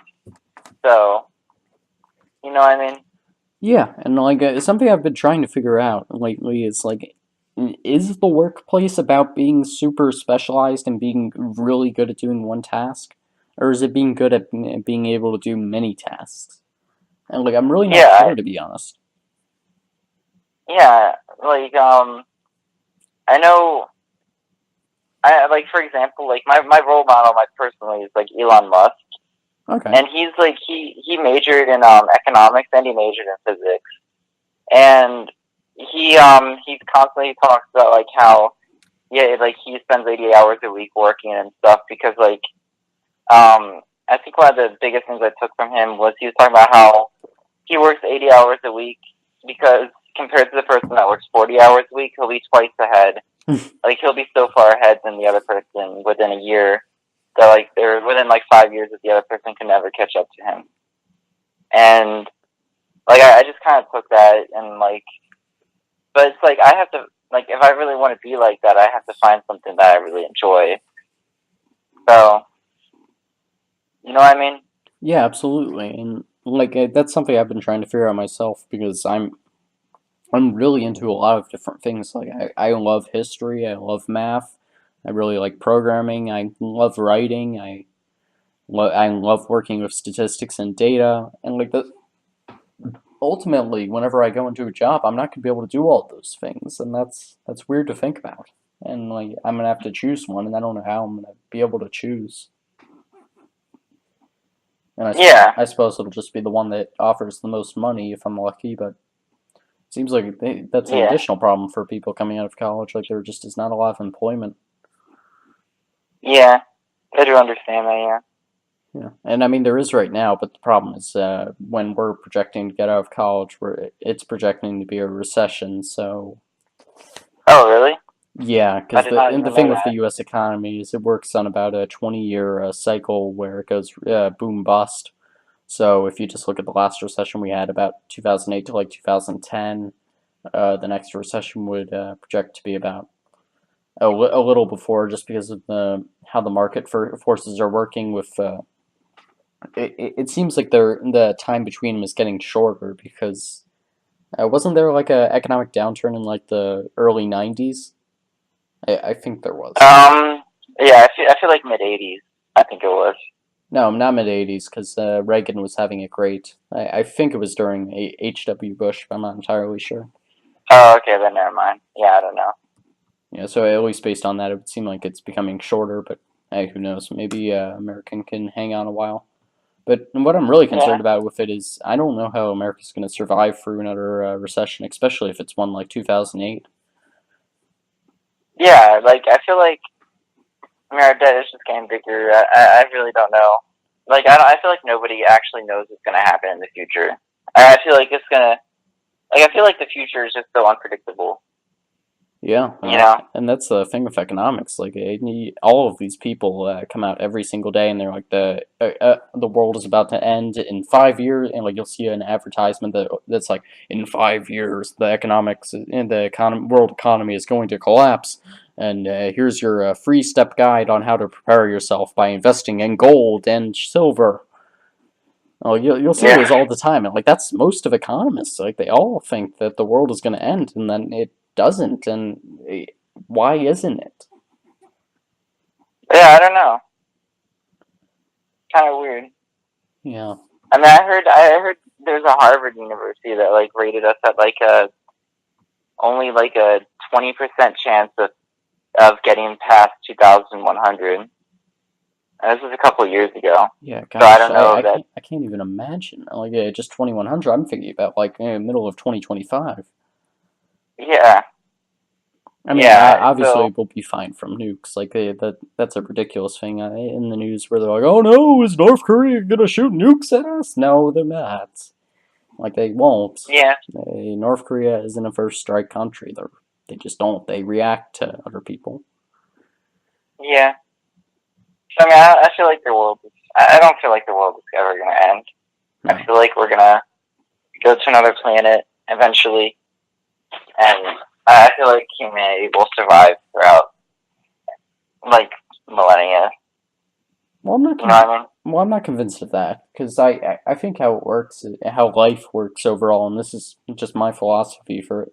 And like, I try to pretend it's not a philosophy, and it's really grounded in how ecology works, but I don't know if it is. But how I think about it is I think life and everything in the universe works in a very cyclical manner, where everything must reach an endpoint, and that endpoint must be the start point to something new. So I think about that in terms of the Big Bang, where our universe, with its cosmological constants, its why is the weak force the number that it is, why is gravity so weak.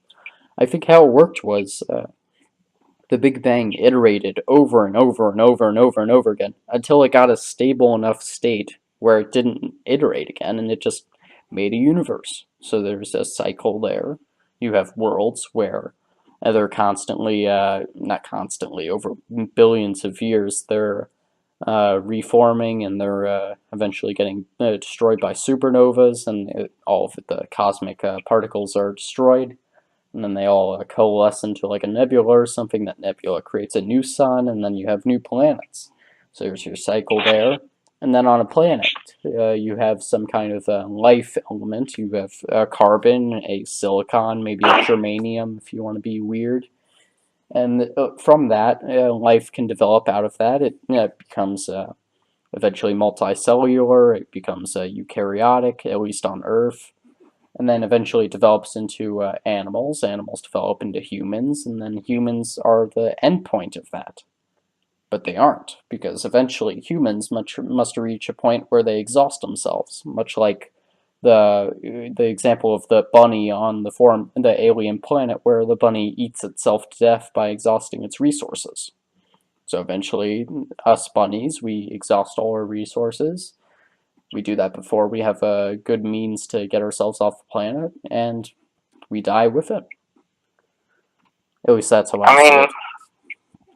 yeah. What if human beings are like intelligent enough to like? I feel like human beings will be intelligent enough to stop that. You know what I mean? Well, I don't know. I think one human is, but I think the problem is Yeah, one the human is group of gonna be. humans isn't, Yeah. because we're only as smart So as our governments let us to be. yeah, because I feel like there's just so many stupid people out there that are gonna hold us back. You know? Well, it's not really stupid people that's the problem. It's self-interested people who are looking to protect their bottom line, Oh yeah, that's true. Yeah, it's not stupid which I mean, you people. can't blame them for that. But the problem is, if you're never making progress, then you never do anything about that problem, and eventually it just runs through you.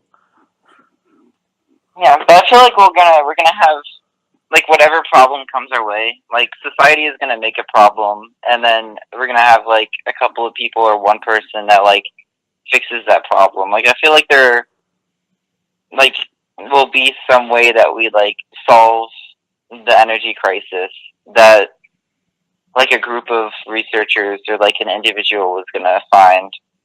You know, I feel like we're just gonna have someone that solves everything, and I know that's like kind of it's kind of hopeful, but I mean it's really really hopeful, and it's like not probable, but I feel like that's gonna be what happens because I feel like it will be what has to happen Well, I if mean, that yeah, makes it any will sense. have to happen. I'll say that much. But Yeah. my problem right now is, and like this is why I've been interested in economics actually, and I'm curious to see what your position on this is. But I don't think capitalism is going to last very much longer, because the base, Oh. and like I know this sounds super controversial, but I don't really think it is, because capitalism, it's ultimately rooted in constant economic growth, right? Well, I mean, yeah, I can agree.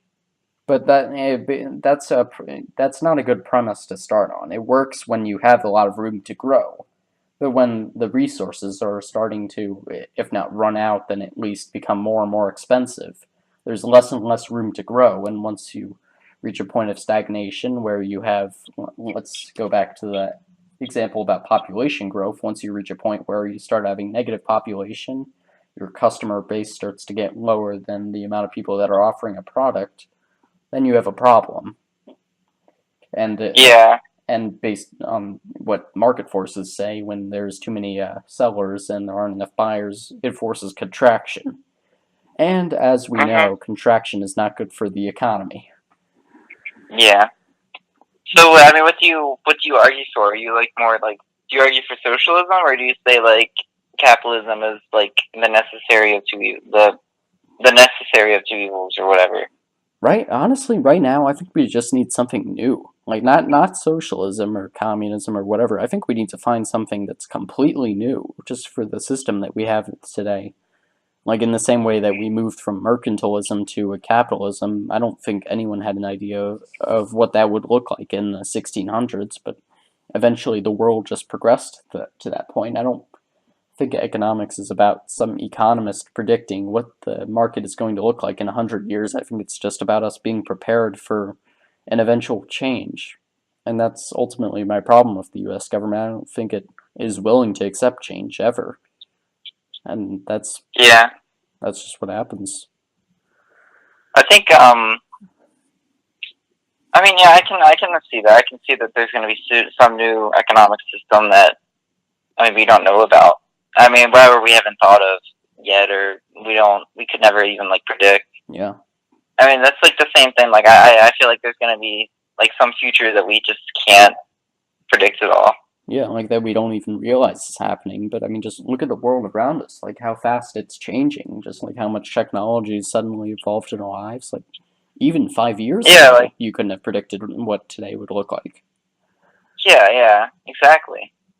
Like Like it's I feel like there's just no way. Like all the futuristic movies that try and predict how the future is gonna look like. Like I feel like none of them are gonna be right. no, of course not. But like I couldn't imagine being an old person today and having to live through this world. Like I'd be scared to be honest. Just like with how Yeah, fast things are changing. Like growing up in a system where sure it was changing a lot and had like some clear enemy, but just today, like everything is changing so fast. And like I'm 18 years old and it's changing so fast for me. Like I'm having trouble keeping up sometimes. yeah. It's just constant chaos. It feels like. Yeah, I look I at mean, I guess that's what the world is, though. yeah. I mean, but we're lucky though that we don't have to experience the actual chaos. You know. Oh yeah, we're lucky enough to have stable families and nice good education, and at least we get 4 or 5 more years or whatever if you're going to graduate school of just not having to worry about monetary things so much, and even if you're getting like student loans or something, at least you can put those off for until you're really having to pay them off, and just having a nice time where you can learn and pretend that the world is still a nice orderly place, and heck, maybe Yeah, it can be, but gosh, it's a lot to learn. yeah, yeah. I totally agree. I, yeah, that's pretty deep though. I guess. Yeah. Do you think people? No, I was gonna ask, do you think people learn from their mistakes? That's a stupid question. Uh, I'm trying to find a way to keep this going. Let's see. What do you think people mess up the most in the world that they should really do better with? Oh, well, I mean, I feel like people don't learn from their mistakes. Actually, Yeah, me too. like I feel like I feel like people just like aren't open minded enough about new ways to look at things. Like kind of like kind of like like the opioid epidemic. You know, like government just wants to kind of like a lot of people just want to lock up like opioid users and like put them in jail if they have hard drugs on them. When in reality, like we know that doesn't work, and we know there are probably better options, but people just are too close minded. I feel like to just even listen to the new like any other ideas. Yeah. You know what I mean? No, absolutely, and that's something that I've been thinking about a lot lately because like I don't want to act like I'm a great person or something, but like I like to think of myself as a pretty open-minded person. Like right before this podcast came on, I played a song for Gager from an anime that I was watching, and that's something that I've been very open-minded about because I never really, I mean, I knew like something like Pokemon or like Dragon Ball Z existed, but I didn't know about like the whole anime scene before I went off to the Stevens pre-college program, and it was really interesting because some guy from Saudi Arabia, he wasn't actually from Saudi, well, technically he was from Saudi Arabia. He's like an American on a military base there, but he showed me like a what I now know was a hentai, which I thought was like the average anime. Oh, Yeah, wait, what? yeah, I Wait, can't he even. showed you a hentai? Yeah, What? I can't even say it with a straight face. Yeah, and like I was like, Jesus, these Japanese people are very out there with stuff. Wait, what? Why did he show you a hentai? I don't know. What? Here, let me pull. Crap, I don't know No, if no, I should don't be. pull it up. Don't pull it up. No, no, no. Yeah, I'm not gonna pull that up Wait, with the Chromebook. That would not be smart. But no, I you. was. Here, I guess I'll just tell you the name of it if you want to. No, you don't want to do that. I really don't want to watch hentai. No, and neither do I. Frankly, it was incredibly awkward, especially watching it with someone else. But What the heck? yeah, no, that Right? was What a the jerk heck? move on his part. But even still, I really found out that I'm a big fan of anime in like in its normal sense, not like the crazy over sexualized sense that hentai is. And No, yeah. it's like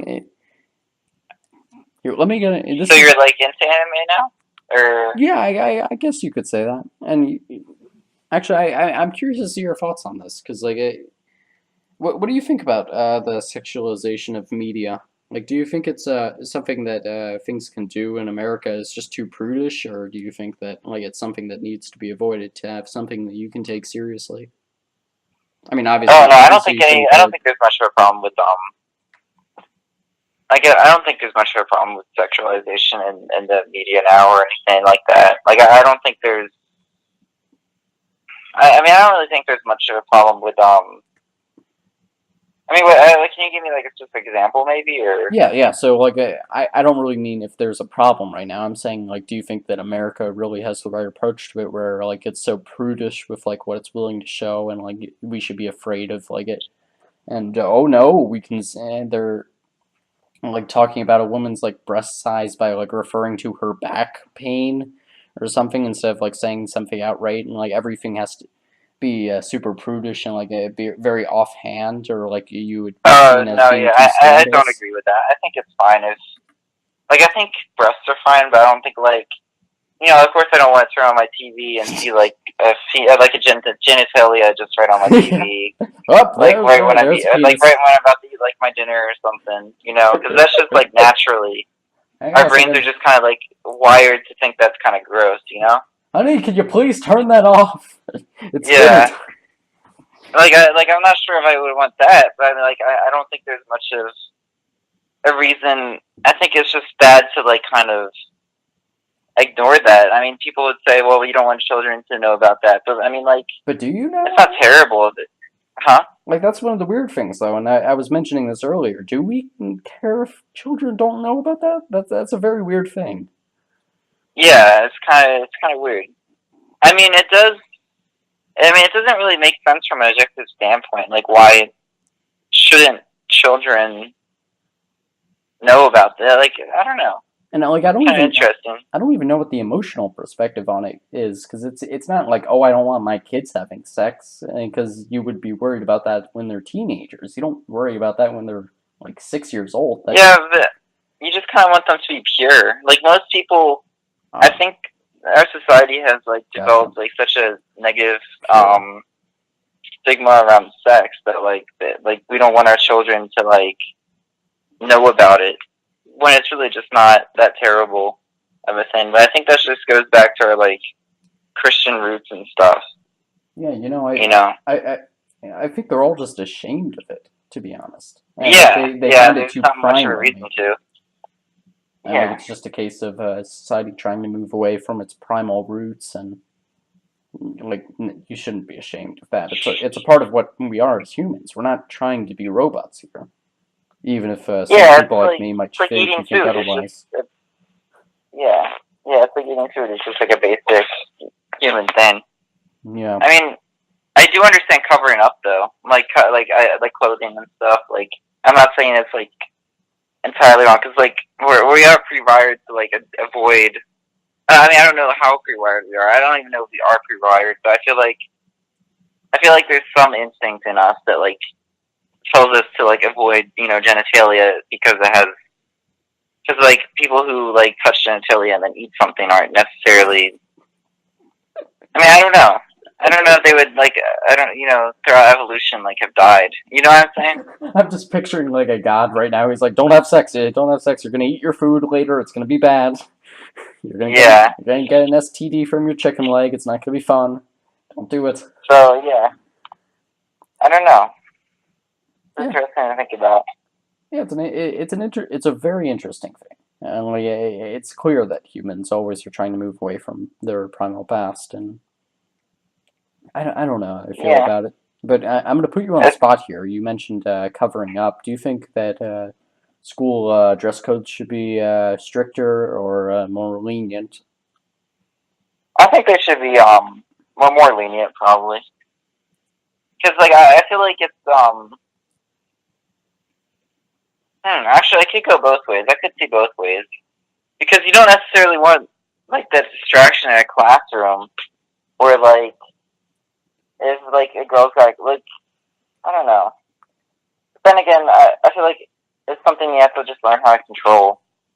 You know, Yeah, like you got to just like learn it how to feels be professional just about it. yeah.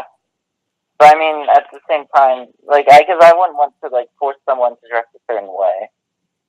Yeah, But I mean, it does put it does kind of create a kind of a social class system where like people who can afford high clothes, like more expensive clothing, like are kind of like are seen as like the more popular people, and people who can't afford those kind of like expensive clothes are seen as like the bottom tier, or like so. I mean, I kind of see the argument to like have more enforced like an enforced like uniform,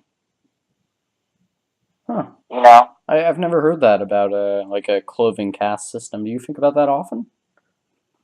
I mean, no, I've heard that argument multiple times on like how people like I mean, I can imagine in like if you like a have like Mean Girls expensive sense, but jewelry and stuff. What? I can imagine in like a Mean Girls sense, but that I can't imagine like unless like somebody's an idiot, like a realistic scenario where someone's like, "Ooh, look at those nice clothes. That guy's got some style."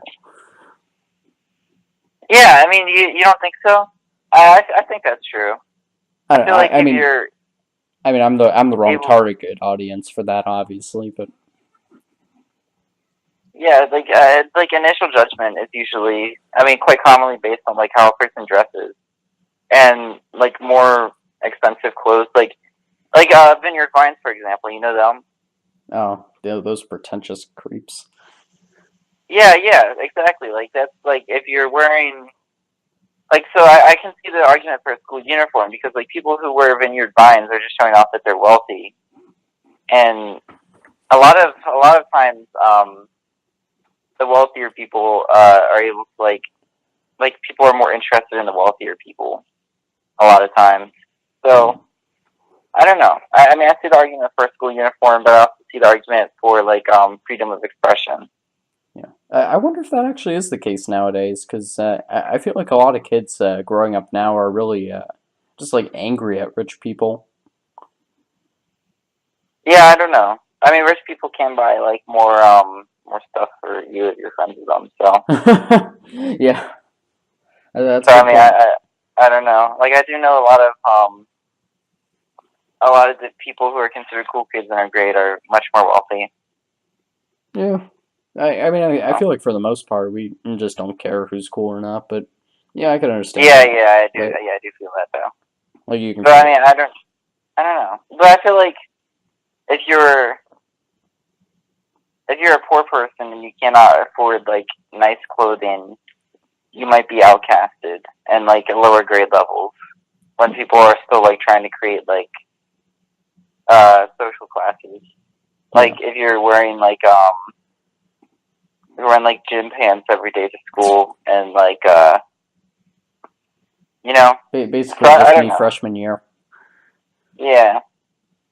So yeah. Yeah, I don't know. Yeah, I've just heard that argument multiple times. I think it is very important for first impressions, you know, like where most of what you're going to think about a person for a long time is just based on what you see from them in the first 7 seconds, but at least that's what I've Yeah. read. But yeah, it's a weird thing. My Yeah. thing with the dress code is I'm fine with people being able to wear absolutely whatever they want, but the thing is, you can't have a double standard with it. Wait, no, that's the wrong word for it. I was trying to think of a way to do it without using the expression you can have your cake, but you can't eat it too. It's like I can't think of another word for that, but like basically you just can't have it both ways. If you want to wear something where like it's more showy or I don't know, like you're gonna get hot or something, so you want to wear like a tank top or something, you have to be willing to accept the consequences of that. Like you can't be like, okay, I want to wear a tank top, but I also don't want to get more attention for wearing a tank top. Oh yeah, that's true. Yeah. Like you just can't have it that way. But a lot of people can't accept that. Yeah. Like, I mean, yeah, I do see that. Like, if you were gonna wear like such revealing clothing, you gotta. You're saying like you should expect guys to like stare at you if you're wearing revealing clothing. Is that what you're kind of saying? I'm not saying you should expect that, but you should be willing to accept that as a consequence of an action instead of some guy being an asshole. Like maybe he is doing Yeah. that, but you've created the situation where you're in that place. And I'm not trying to like reinforce some kind of like rape culture where it's like, oh, if you wear like some high heels or something, some guy's gonna jump on your back. I'm not saying that. This only extends to attention. Because like Yeah. any like physical harassment, that's completely unacceptable in any case. That's just you can't do that. Yeah. So you're saying. I mean, I do think. Yeah. I mean, I don't know. It's kind of hard to say because it's like at one time I feel like the guy should be accountable for like. No, and Well, I mean, I don't know. If you're going out in public, okay, yeah, that actually makes sense. If you're going out in public and you're showing something, then you're in public, so it's like everyone in public can see. Like it's weird. It's weird that the guy like is like staring.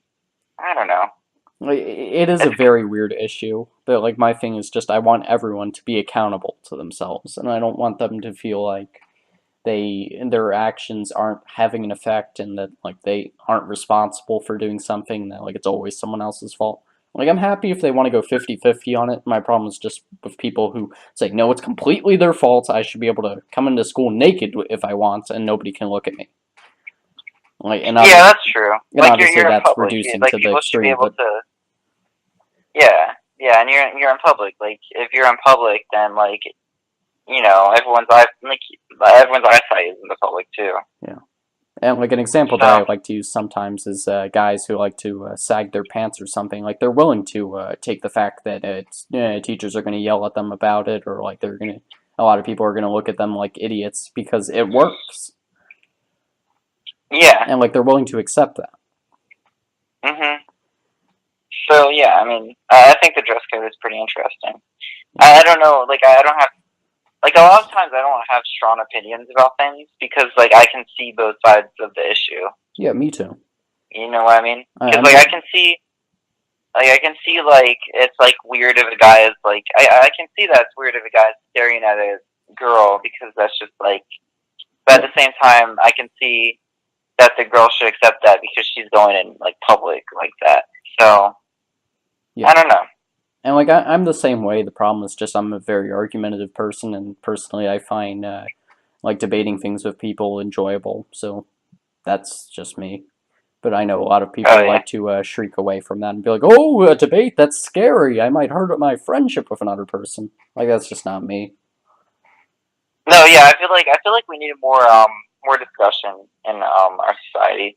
Yeah, and unfortunately, Like I know there are some like people that are like, I don't want to talk about politics because like because you might offend somebody. Yeah, because I don't want to ruin. Yeah, I don't want to. It just makes everyone angry. But like, politics should be something you get angry about.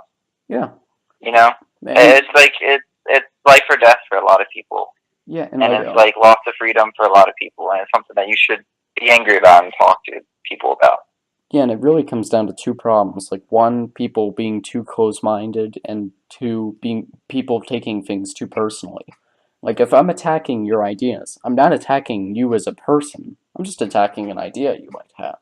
So like if Yeah. If like let's say I'm talking to like some Bible Belt Christian about like the role that their religion should have in determining policy, I'm talking to them about their belief, but I'm not talking about how you are as a person. You might be a very hardworking person. You might bring in your lunch pail every day and work hard all day, and I'll give you credit for that. I'm just having a discussion on your idea because I want to see what you think about it. And like I really enjoyed this year in AP and Gov. I like sit next to somebody who was pretty much the farthest you can get ideologically from where I am. But like we talk about politics all the time, and like it's been fascinating, and like you get to see the rational point of view behind things, and see, oh, really, you're a Republican, but you think Trump's an idiot too. That's really interesting. I didn't think that was the case. And like Yeah. if you dive deep enough into anyone's thoughts, you'll see that everyone's rational with it. They just choose to show some more of it than others. And like some people use a little too much emotion with things, which I try and help them out of. But you gotta let people be people. Yeah. But at the same time, like I still think I don't know. What's your thought on like judging for? Like, do you judge people because of their political views? Judging is a weird thing. Like, how do you define judging? Like, is your perspective on them like changed because of their political views? Um, I mean, I'm not a perfect person, so I'd have to say yes to some extent. But I like to think that for the most part, I try and separate them to some extent as long as I can see the rationale behind things. Now, if I think they're still, Yeah. if like they explain themselves and I still think they're being an idiot, that's a problem. But like if I can see why you think some way and I'm like, okay, that's a reasonable path here, then no, like I'm not gonna care that much. Yeah. Yeah. I do see that. I mean, it's the same for me. Like, if I can actually understand, but like a lot of times it's like, I mean, not a lot of times, but like sometimes it's like when people like want to raise like punishment and like for everyone in prison, like with that one sheriff that like just like made people sleep out in tents, uh, RPO or something like that. I don't know. I don't follow the news. I can imagine a Oh, sheriff doing okay. that. Yeah, but like I feel like a lot of people just don't understand. I feel like I dislike the people that take away other people's rights and make things harder for other people through like their voting rights. You know? Yeah, like just the kinds of people that don't listen to ideas. Like someone who Hmm. just hates immigrants for some reason, and like it's not for any logical reason other than othering. You're just like, okay, you're clearly committing a Yeah, felony.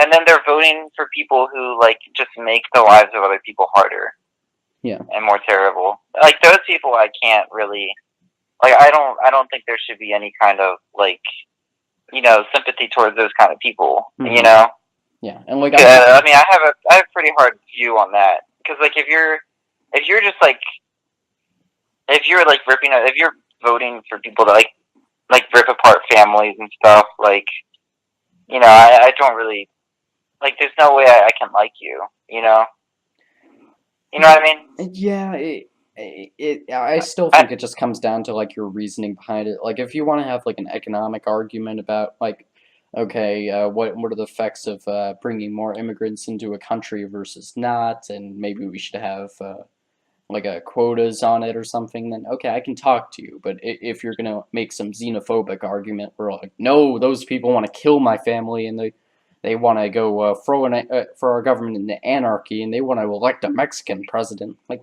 I can't have a argument with you because like you're just not making sense. yeah, So like it's all yeah, about dude. just what grounds people's thoughts. Yeah, I mean, I think I slightly disagree with that. I mean, I don't know. Yeah, I think it's just like a difference of what we value. Yeah, so I mean, yeah.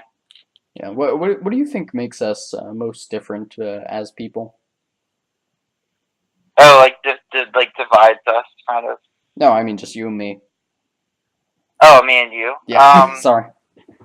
Oh, I mean, I don't know. I have no idea, right? Yeah, What divides me and you? Um, different I hair color. don't know. You sound like you have very high motivation. Uh, It sounds like you have like it sounds like you're very motivated to do things. Like I wouldn't have been able to find the motivation to apply to 16 different colleges. Like even if I wanted to, I probably would have. You know what I mean?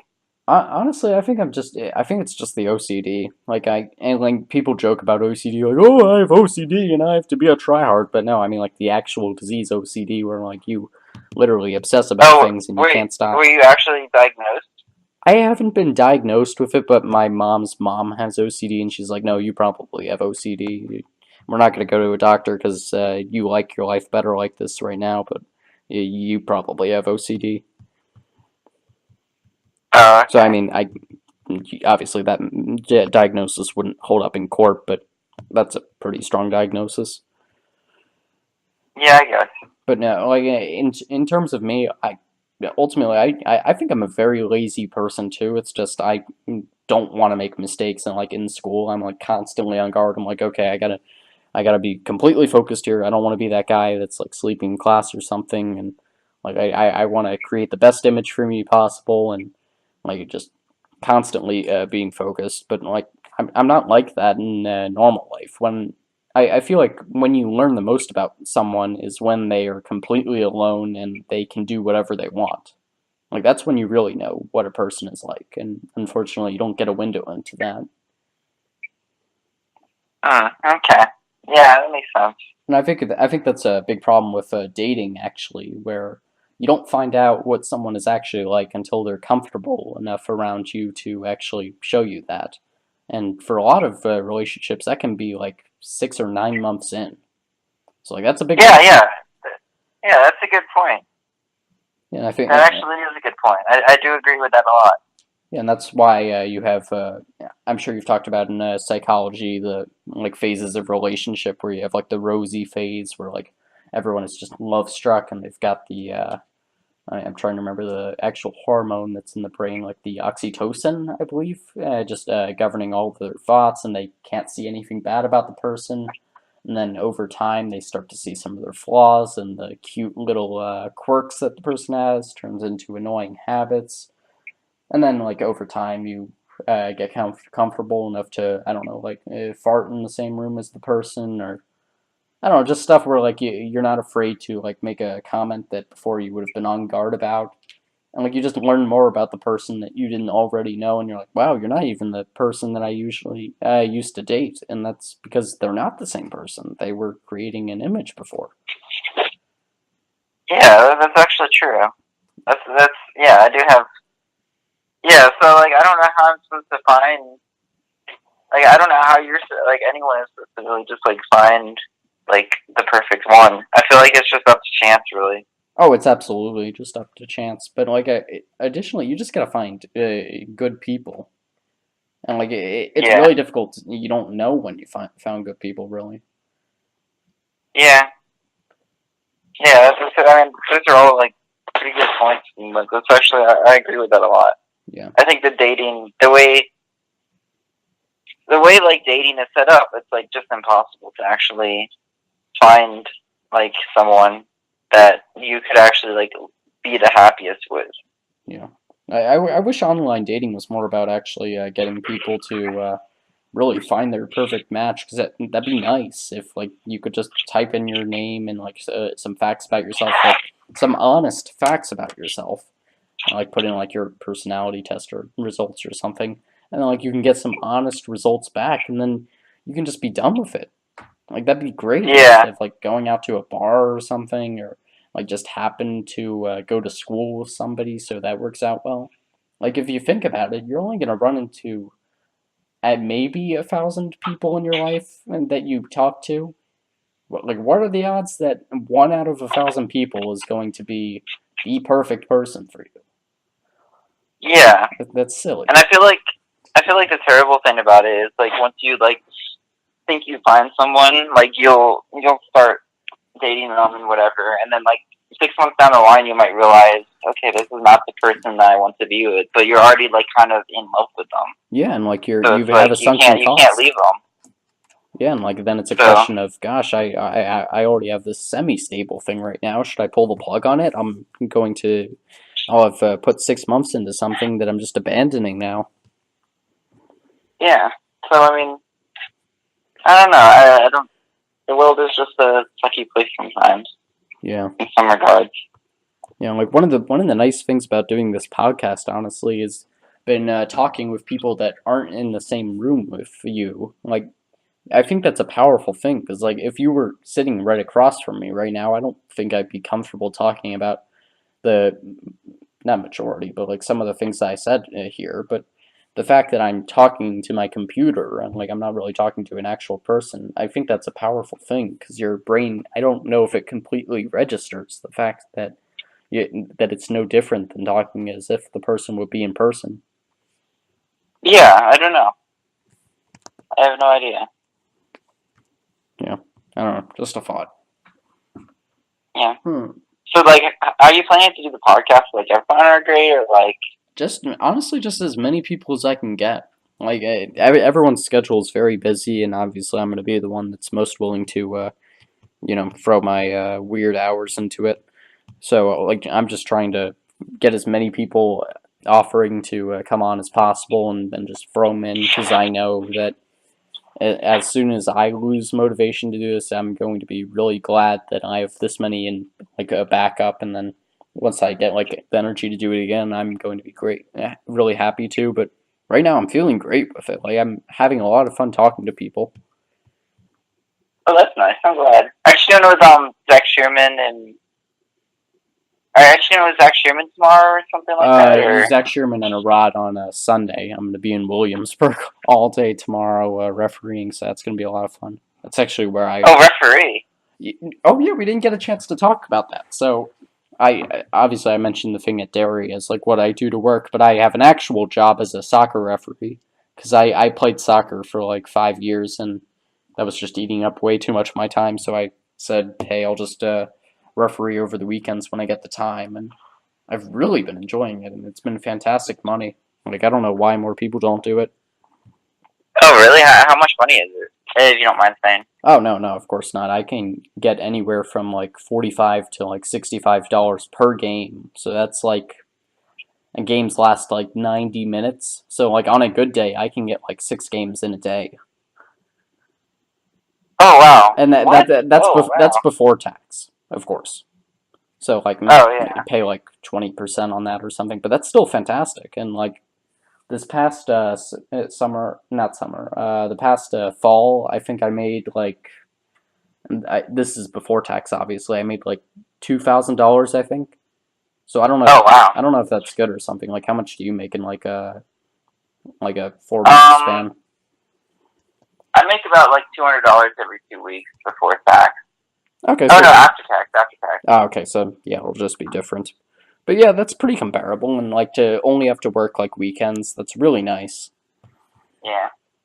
And like it's a fun But thing yeah. too. Like it's fun refereeing. You get to like be in control, and you get to like make calls, and like, you get to like throw your flag. And like I mean, we don't actually have flags, but like you get to blow your whistle and be like, "You get off the field," and like you get to make a cool call, and you get to be the hero that just saved the team's game. And I don't know, it's an interesting thing. Yeah, that sounds like an awesome job. I'm really glad that you like it.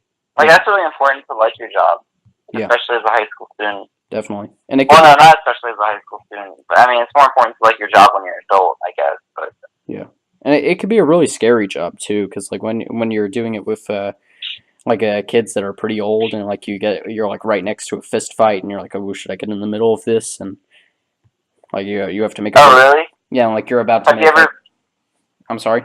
have you ever broken up a fist fight there or not? Well, I've only had one on when I was on the field. I had another situation where it got really close to one, but no, I didn't really have to get involved in that one. That was like my second game actually, and that was interesting. Like I didn't even know what to do. Like the other ref was like, "Throw a flag, put up the card." I'm like, "Okay, okay." Oh, that's funny. Yeah, it was nuts. Yeah, like basically what happened was the guy slide tackled him, and then as the other guy was getting up, he got punched in the leg, and the other guy jumped on top of him, and yeah. That's funny. Yeah. But no, like it's really funny because like you as a ref, you know when you're about to make a call that like is going to be really controversial, and you're like, okay, I'm gonna have to do this, and like then you make the call, and the player's like, you idiots, what did you do? And you're like, I'm right, and you're like, you just lost us the game, and then like it's yeah. Have you ever had parents like confront you about any calls or? You know, every other ref seems to. I don't get problems with parents. Really, the only people I get problems with are coaches. Like, coaches are terrible with me for some reason. Oh, really? Oh, wow. Yeah, like, I have to tell coaches, we'll talk about it at halftime, and then I have to, like, try and pretend to run off the field, and they're like, hey, we said halftime. Oh, that's funny. Yeah. You just, like, try and avoid them? Yeah, I don't want to have a confrontation with the coach. If I know I'm right, I'm not going to convince the guy, and if I'm wrong, I really don't want to talk to him. That's funny. Yeah. How many wrong calls have you made? Like, that's the thing, because like I almost wish the games were recorded so I would know if I really made a bloom call, because like you don't know if you make a mistake. Like the only times that I know that like I just blew the call were like once last year when I thought it was like a nighttime game where like for some reason the fields on the lights on the field weren't working, so like it was super hard to see. Like I called a handball when like it was no way there was a handball, but like the assistant ref behind me was like shaking her head the entire time, so I walk up to her and she's like, "Oh, it's what are you seeing there? It wasn't a handball." I'm like, "Oops, oh jeez," and I just took it back luckily because that would have been pretty bad if I just called it a handball when like no handball happened. oh, that's funny. Yeah. Oh, man, that must have sucked. But yeah, like it's just I feel like for the most part you don't really know if you made a mistake, and that'd be the cool thing about doing professional refereeing, or maybe that'd be the bad thing if you could actually see that you made a mistake. Yeah. Because like you're just taking it at the guy's word that he thinks you did a wrong thing, and I even trust my eyes? I don't know. Yeah. Yeah. I understand. Yeah. But being a center referee, you get a really good workout, especially if you want to be one of those refs that's like sprinting down the field and getting ready to make a call. Like that's always really fun. Yeah. Surprisingly, at my job, I get a good workout too. Oh, really? What? Yeah. What, like the abs or? Kind of like the arms and like it's more like just running around because it's just like constant running around, you know. I'm like constantly on my feet. Like my feet always are like kill me after a shift. But it makes me like I'm just like so slumped when I go home to sleep. Yeah, it's nice to be exhausted after your work though. You really feel like you earned it. Yeah. Yeah, like when I had to during that last time it snowed, I went to Bijan's house and it was me, Bijan, Alex, and we all just shoveled driveways. Oh, that's the worst. And it was like, no, we shoveled driveways to get money, and we made a lot of money. Oh, okay. But it's like the sleep after, it was just like amazing. Like I love being like so tired after like a hard day of work that like I can just like sleep and like because you sleep like a lot better. It feels like. Yeah. You know what I mean? Yeah. The hard part is just getting to that point. Yeah. But I mean, it's always nice to feel like because you feel like accomplished after that, and it's like. Oh yeah, yeah. I just mean like getting through like that middle part where you're like, oh, am I even gonna make it to the end? Yeah, I mean, I've never been like that far. Oh, that's always me whenever I'm doing something. Like I'll be halfway through a project, I'm like, oh, I don't know if I'm gonna make it here, and like you always persevere. A project? Well, I use project very loosely as like anything that like you put time into for more than like a minute, but. Yeah. But you know, like you just wonder, like, okay, I've been doing this a while. I don't know if I'm gonna make it here, and like, obviously, you're gonna make it. You know, like that's just the brain being weird, but yeah, that's how it goes sometimes. Yeah, I feel that. Let's see. Don't want to go back to video games. That wouldn't be very fun. What's an interesting question for you? Uh, let's see. Crap, I got nothing. Do you have anything that you want to know about me? Oh, hmm. I mean, I just, I don't know, what colleges are you looking at right now? What? But what's your, like, main college? Because you didn't Yeah, really tell me that. I think, no, I didn't really mention that. So, probably the top four that I'm really expecting to get into, like, if I got into one of the Ivy Leagues, that I would probably go to one of them before, over these, but probably my top four right now are Carnegie Mellon, which where Kevin Bender went to, uh, the Stevens Institute of Technology in Hoboken, which I mentioned, Rensselaer Polytechnic, which is a little bit south of Albany, New York, and then also Case Western Reserve, which is like 5 miles outside of downtown Cleveland. oh, okay, cool. Like, do you know exactly, like, what you want to do, really? Or, like, Honestly, I thought I was gonna go into math, but I'm not sure at this point, and I feel like I'm just gonna see what I'm really enjoying in like my first year or so, and then probably go with that. Because like as I was saying earlier, I have interests in a lot of different fields, and really I'd be happy doing any of them. It's just the problem of choosing one. yeah, it's the same with me. I have, like, interest, like, politics really motivates me. And, Yeah, but it's like, I don't know, I'm good at math, I feel like. yeah, me too. But like, do And, you want to do that for the rest of your life? Is the thing. yeah, so it's like, it's confusing. It's like, I wish there was something, like, that I could occasionally use math in, but, like, help save people, you Yeah, know? exactly. So it's like, I don't know. Because I'm really interested in, like, social justice and stuff like that. Like, do I want to be a lawyer or, like, I don't know. I mean, if I wanted to be a lawyer, I would have had to make that decision already, probably. Yeah, But, so, I mean, I don't know. That's the other thing. My options are already limited. We're so far into life already. yeah, I know it's a weird thing to think about. And that is Yeah. one of the things that annoys me. Like all those people that were saying, like last week or so when Chloe Kim won that gold medal for the U.S. Olympic team, like, oh, I wish I was doing stuff like that right now. Well, some people just can't do that kind of stuff. Like Yeah. I get that a lot of people can, but I mean, you gotta be way ahead of the ball on that. Like you gotta be doing that stuff from like when you were 8 to now. And like even Yeah. still, a lot of the problem is people don't think about all the things that they're doing currently, and they're like, "Geez, would Chloe Kim be doing all the stuff I'm doing either?" Like, sure, there's a bunch of people that are just being lazy and like just I don't know, doing whatever. But even still, there's something in everything that people do. Like even say watching Netflix all the time, you learn something from doing that. Like it's not like it's just a dead waste of time. Like you take something from that, and like I like to think that you can learn a little bit about yourself, maybe not about yourself, but you can learn a little bit about the world, and like you can think about things like maybe learn a little bit about film theory or something. And like there's a little bit of learning in everything, and a lot of people love to act all self-deprecating and be like, "Oh, my life sucks. I wish I was an Olympic athlete." Well, do you wish you were an Olympic athlete? I don't think you do. I think you just want the gold medal.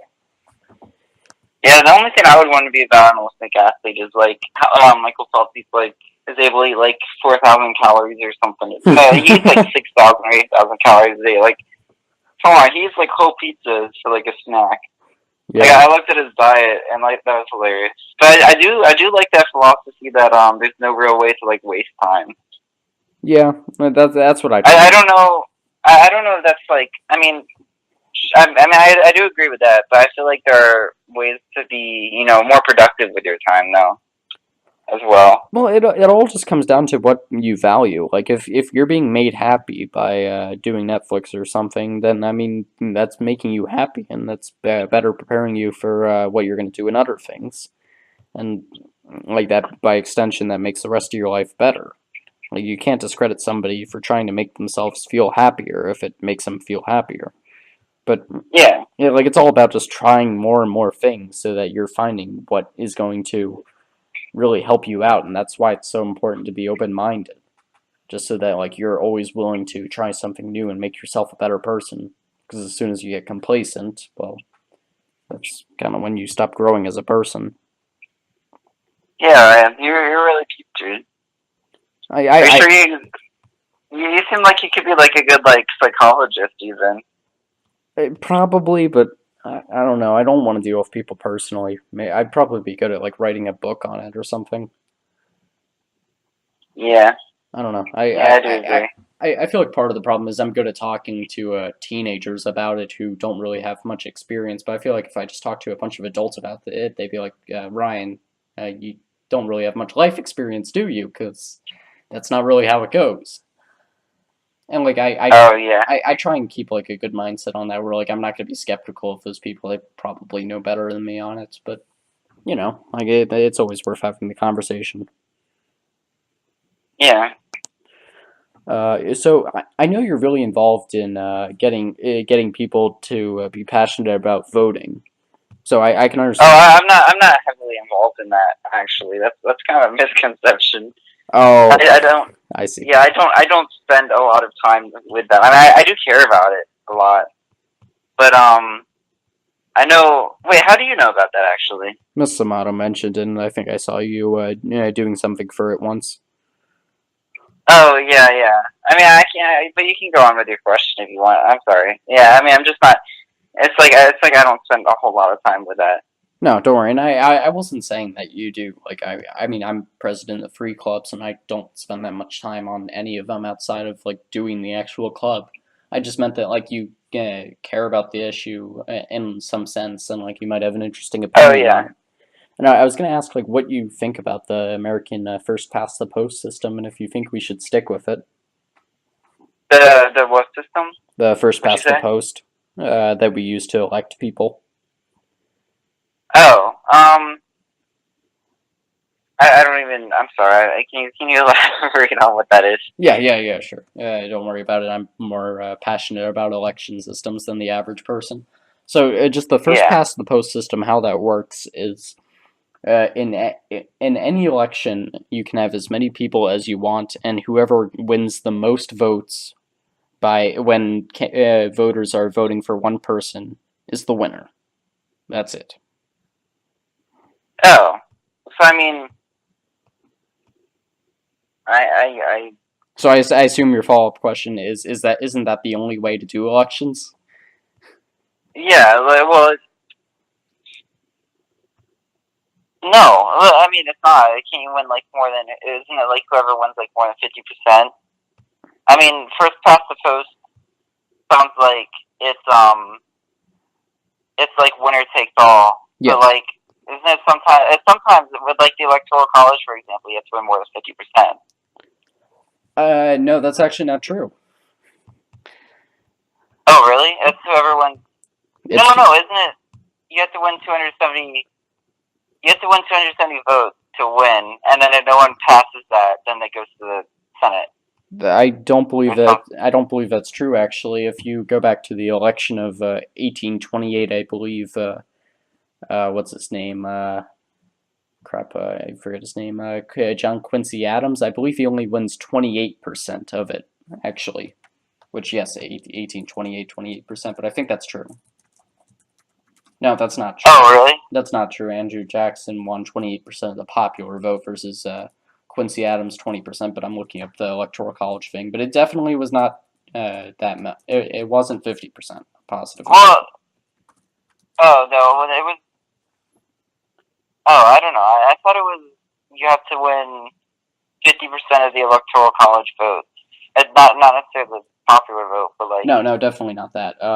Let's. because I think that's how Gary Johnson was playing out. Like that's how like people argued for Gary Johnson. Like they said like if he doesn't if there's like a split and not enough people if someone doesn't get enough votes because that's how Donald Trump won. Yeah, no. Because he reached 270. Mm-hmm. Yeah, I'm right. He only won 43% of the electoral vote. Oh, so if you win, it's just whoever wins the most? Oh wait, sorry, not 43. He actually won 38%. He won 99 out of the 261 votes. So yeah, it's whoever wins the most. Oh, so yeah, I don't really necessarily agree with that Yeah, I because believe it only goes there's. to the House in the case of a tie. Oh, okay. So I didn't know that.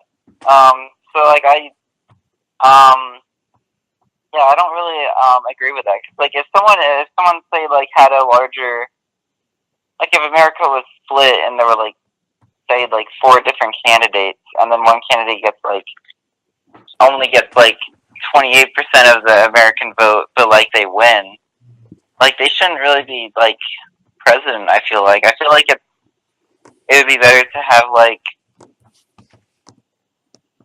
require a majority, and like maybe like the bottom two candidates in the first round would get like knocked out, but then like everyone just votes again, and then you know Do you know what you just see who wins. described?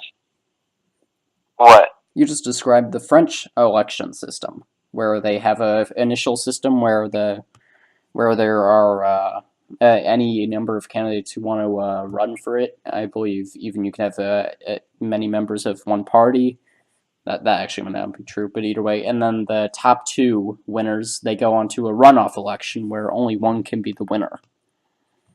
Oh, okay. So yeah, I mean, yeah, yeah. And I'm not I saying mean, but then again, with our political system, like I'm not even sure if there would be like much more than two candidates at a time. Like there hasn't been, and I don't know if there will be necessarily.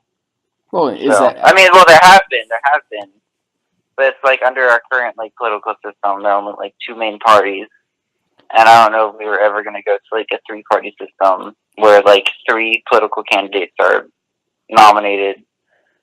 So well, if you look at the economics behind the first past the post system, and there's an interesting side effect of it. Do you know what that side effect may be based on when I'm prompting you? no, not at all. Actually, I can't imagine. Over time, How does it? over time it results in a two-party system every time. Oh, really? Yes, like it's just based on the economics of it, and I can't really do it justice. So I'd recommend you Google on your phone right now CGP Grey, and I don't look at it later, but he did a fantastic explanation why every first past the post election, if done enough times, will result in two parties where I mean, yeah, that does. I can't see that. That actually doesn't make sense. you can or you can't. No, I can. I can. Oh, okay. Well, yeah, yeah, you'll have to check out the video because he does an amazing job explaining why, and also why gerrymandering will always become a problem in that system, and why strategic voting will be why everyone votes. By strategic voting, I just mean people will vote for what candidate they think will do the least damage to them instead of the candidate they think will do the most good for them, which is obviously not ideal, but when you can only vote for one candidate and you can't, let's say, rank the candidates, and then whichever candidate, if the candidate you voted for first gets eliminated, your vote moves on. You can't do that. You can only vote for one, and then if your one candidate loses, well, sucks for you. Your vote was a waste. Yeah. So I mean, I don't know. I mean, yeah, that's pretty cool though. That always. I mean, that's like an interesting observation that it just leads to two-party system. Yeah. So it's kind of like free market politics, I guess, in a sense. Exactly, and that's the kind of stuff that I love in economics. Like not looking at like macroeconomics and be like, okay, let's look at the supply and demand curve and let's see how price affects that. Oh, it moved the curve up a little. I don't care about that stuff. I want to bring economics to all this other stuff in the world. And like, not that people don't already do that. There's thousands of economists that already find economics in anything in life, but just bringing math and bringing logic and bringing natural forces into these things that we don't think about having logic behind them, and by doing that, having such a greater understanding of how they work. And then based on that, we can either decide to game the system, we can decide to fix the system, but at least we'll understand how it works. Like, part of the problem right now and with our economy is we don't know how it works. Yeah, I do agree. And if you take An interesting book I read was Freakonomics, actually, and that, they I like, was about to mention that actually. Yeah, like it's something that really spurred my interest in like that kind of economics was the podcast Freakonomics. yeah. Well, I listen to a podcast occasionally with my mom, but I Yeah, like read I don't listen the anymore, book. but like it initially spurred me. Yeah, it's pretty interesting. They like look into like, I thought it was interesting how they like look into, you know, different causes of different things that aren't even necessarily like thought of. It's like kind of like thinking outside the box and how everything affects everything. Yeah. And I really do enjoy that. Pretty cool. What do you think about the butterfly effect? I mean that's pretty much what we've been. Yeah, exactly. I mean, I don't know. Yeah, the butterfly effect is like. I mean, I don't know what there is to think about the butterfly effect. I mean, I think it's like. I think it's like. I think it's like very evident in like everyday life, kind of. Yeah. But I mean, I don't know. I don't really have like strong opinions on it or something. Yeah, no, You know? I can understand that. It just annoys me sometimes that like even like the tiniest things can have an effect and like you can never rule stuff out. But I guess that's Yeah. what happens when it's just a really complicated math equation. Yeah, I guess. Yeah. Uh, do you know? Do you think paradoxes exist? Um. Man, I mean, like in the real world. Like, are you talking about like really in like the quantum mechanics and stuff like that? Well, isn't quantum Because like mechanics real world? well, I guess it is. Yeah. I mean, yeah. I don't think there's. I don't know. I feel like we.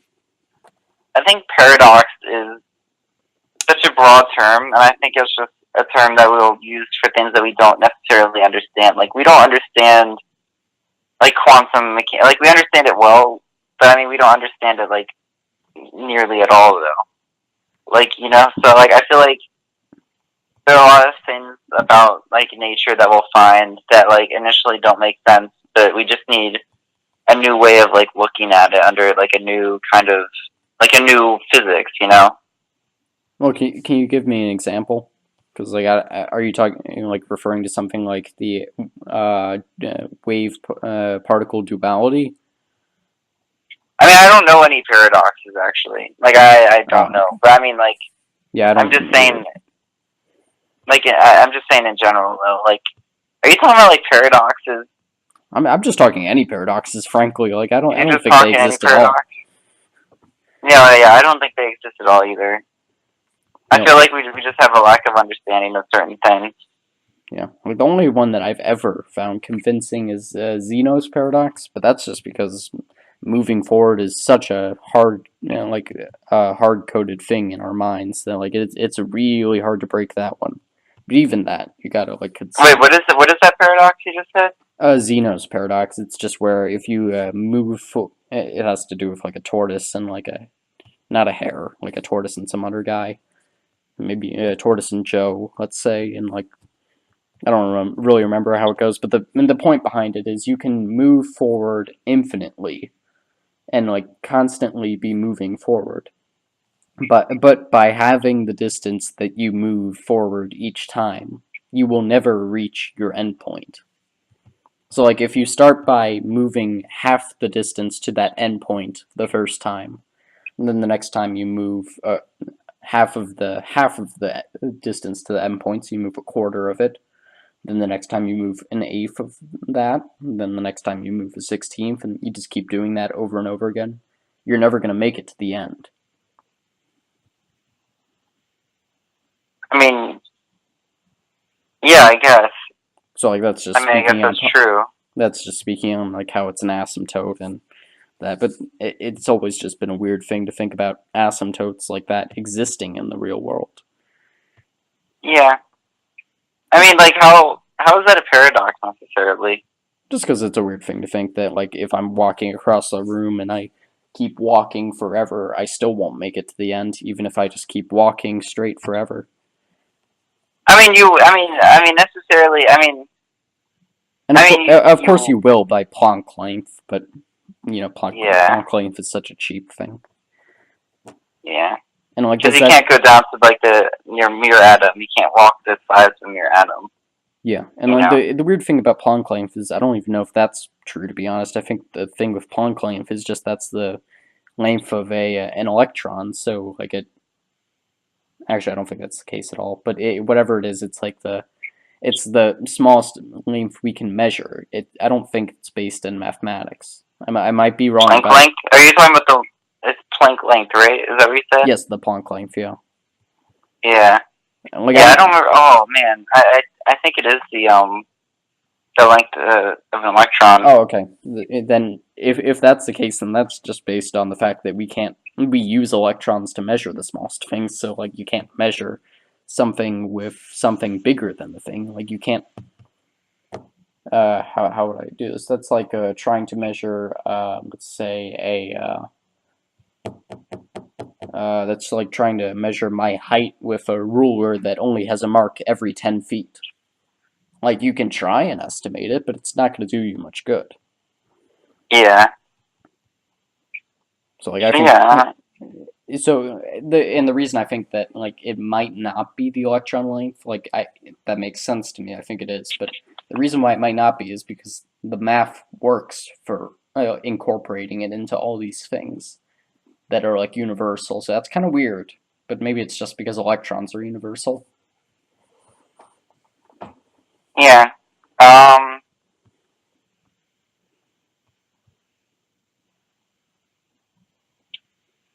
I looked it up. Wait, I can't see.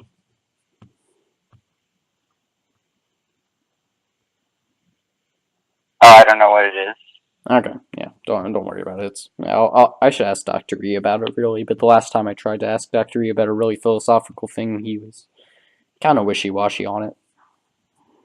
Oh yeah, he can really wishy-washy on everything. Yeah. You cannot ask him serious questions, or else he will not give a serious answer. He'll just jump all over the place. Yeah, he just starts talking about that time he did kung fu lessons with that guy from NASA. Oh really? He talked about that one time? Yeah, he talked about that in physics. Oh, that's funny. Yeah, has he told I you? remember. No, he hasn't told me that yet. Oh, yeah, like The most important. Oh, what was that? Yeah, so like basically the story goes he was friends with like some black guy who was an astronaut apparently, and like he went to NASA or something, and like he was super into kung fu or something, and like he was teaching doctory, and then like he died in like some manned mission to the moon or something. That's pretty much the whole story. Wow. Okay. Yeah. I don't know. The most important thing doctor has taught me is to like think in extremes in order to like understand things. Like Oops. like for example, maybe like if you're just trying to understand like some ratio, then like set the denominator equal to like 1,000,000 and you'll see that's like really small. And like he like that has like helped me like across like all the different it helped me in a lot of different math. Yeah. This was actually something I was talking about with Melody on Monday, was thinking in moderation versus thinking in extremes. Like, do you think there's a better way to do it? Oh, what do you mean by thinking in moderation? Well, like I suppose this had more to do with philosophy than anything, but like always trying to make sure that any change you were bringing into life, you gradually eased it in, and like you were never doing like too much of something. Like if you were going to start exercising or something, you wouldn't kill yourself by like exercising all the time and like doing like 100 sit-ups at once, or like just like getting super into something. You would like do it gradually, or I don't know, if you were going to like have a cheat day or something, you wouldn't just like deluge yourself in sugar. You would just like have a donut or something and call it a day. So like that. I don't know. I think extremes. Thinking extremes kind of. I'm more geared towards that. Me too. Yeah, I know. I can definitely see Melody would be like more thinking in moderation, right? Is that what she said? Yeah, that was her perspective, yeah. And you'll have to Yeah, listen to that podcast. That was pretty good. yeah, I can definitely see like her doing that. But I mean, I'm more thinking extreme kind of guy. I'm more like, okay, well, I'm gonna go all out and eat whatever I want for the next 4 months, and then For I will four go on an months. extreme diet for the next month after that to lose all the weight I That's in a gained. much smaller time, yeah. Yeah, so I'm more of that kind of guy rather than okay, I'll eat uh, a donut for breakfast maybe, but I'll make it up with a salad for lunch. You know, like I'm not the kind of guy I'll say okay, I'll only eat a cup of rice for dinner. Like I'm like the kind of guy that wants to go back and forth kind of. Now I'm just picturing you like filling up like an actual mug with rice and just that's Oh good yeah, rice. yeah, no, Yeah. I do love rice though. Yeah, right. You do brown rice, right? No, I like white rice more. Oh, you got to go to the brown rice. Oh, well, I mean, white rice, brown rice is always so grainy though. Yeah, you get used to it. Like you get really surprised how fast your palate changes. Oh, really? Yeah, like I ate brown white rice for like 14 years, and then I just said screw this, I need the fiber, and I just had white rice. Well, actually, first what happened was I moved from white bread to whole wheat bread, and like I did that for like a week, and I'm like, okay, I'm kind of craving some white bread, and then I tried it, I'm like, oh, this is way too sweet. And I'm like, okay, guess I'm eating wheat bread now. That's funny. What the heck? Okay. Yeah, like it just changes so fast. Hmm. That's interesting. Yeah, but the thing that you have to do with it is you have to like not eat the thing for like some amount of time. Like if you're doing like wheat Oh bread, yeah, like like cold turkey. what do you mean about cold turkey? Like you just have to like cut it out of your like life. Oh yeah, You know yeah, what I'm yeah. saying? Like you have to cut it out of your life for a specific segment of time. Like if you like have some whole wheat bread and then like you have some white bread like the next day and then some whole wheat bread again, then, like it's never gonna change. But Yeah. if you just invest that initial time, then it's going to change. And even if it doesn't, you have like a streak going. You're like, oh, I got a streak. I got a streak. I got to keep that up. Yeah. That's what. Yeah. That's the thing. I kind of like cold turkey a lot. It like you can't just like. I think cold turkey is the best way to handle most things. You know, if you're trying to get it out of your life. Oh yeah, like I had a and like this is just me with dieting, and like I know you're like Ryan, you're skinny, you don't have to worry about that. But I had a really bad problem with snacking, and like I always had really had a lot of problems with sodium, and like that's something I really can't be having problems with because my family is like high blood pressure or something. So like a big thing for me was I needed to do something about my snacking problem because I was eating like 4 packs of Ritz crackers a day, and that's not healthy. What? Oh wow, 4 pack. Yeah, that's not healthy. So, and really, what saved me was that pre-college program that I was talking about. So, like, what helped me with that was for the 2 or 3 weeks, I wasn't going to be able to snack, so I didn't. And then when I got back, it was like, okay, now I have a 2 to 3 week streak going on here, and I'm a very streak oriented person. I'm like, okay, I gotta keep the streak going, gotta keep the streak going. So I said, okay, let's push this as long as we can get it. And I still haven't snacked. And Oh wow. yeah, Nice. Good like I job. literally have not eaten like a packaged snack in like that entire time. Like I'll eat like an apple or something, but that's not what I'm talking about with snacking. I'm talking about like, oh, I had some goldfish or something. Like no, So do you have like a really fast metabolism and you just need to eat a lot to make up for that, or? uh I think I just like eating is and like I have the same problem that anyone else would say. Like I just enjoy eating, but like I'm trying to attack the problem right now because like, yes, I have a faster metabolism than the average person, but we all slow down to around, and like this is what I tell myself at least, but we all slow down to around the same point.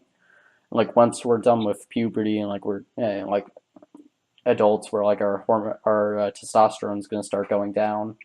Like we're all gonna have relatively low metabolism, so that's going to be something I'm gonna have to confront at some point, unless you're just like some crazy genetics guy, but like seeing my family, we're not.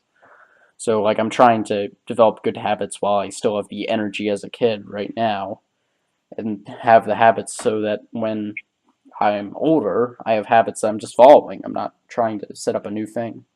And like that's going Yeah, off. that's, Sorry, you were saying? yeah. Oh, yeah. That's what I think is important. Like, I feel bad for the people who are raised in households where their parents are like obese, and then they raise their child to be obese, Oh yeah. and then that child is basically like doomed for obesity the rest of their life. Because like it's just super hard to like change your metabolism. Because like when you're raised a certain way, and like your body will just get used to like having lots of fat reserves.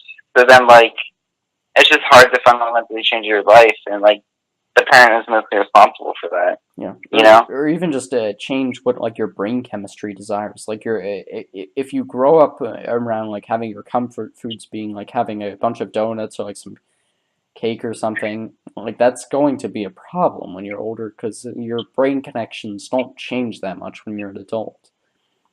Yeah, yeah, exactly. And, like Like it's yeah, man, that's why it's so difficult to break habits because like that and like even right now like when I'm old and around like I'm fidgeting or like I have a bad habit or something like those things are very hard to break because your brain is wired to do those things.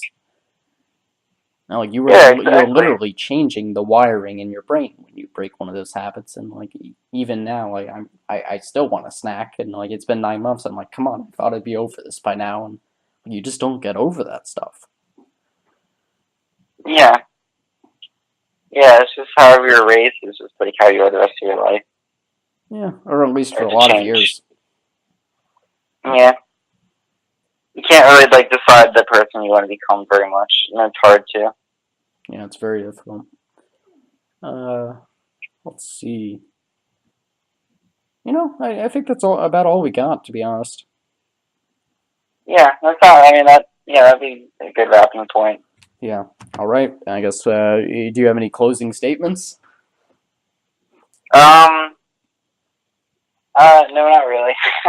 That's fine. I I didn't. had fun with the podcast though, Ryan. Yeah, I had a lot of fun too. We'll have to have you back on, maybe with Alex Boland, if we can finally get a schedule to work out. Oh, that'd be funny. Yeah, Yeah. All right. Well, if you we guys would enjoyed, probably we'd probably like argue about hard drugs. oh, If that'd be really you came interesting. on. Yeah. Yeah, that would be pretty interesting. He always has very combative views against me on that. I like combative. Yeah. Well, if you guys are excited about hearing about competitive views in the future, make sure to give this a subscribe on iTunes or leave us a review. That would really help out the podcast, or heck, even just give us a couple stars. Hopefully 5. And yeah, if you enjoyed what you listened to, send us an email at topicalpodcastmedia@gmail.com. And yeah, thank you for listening, and have a good night.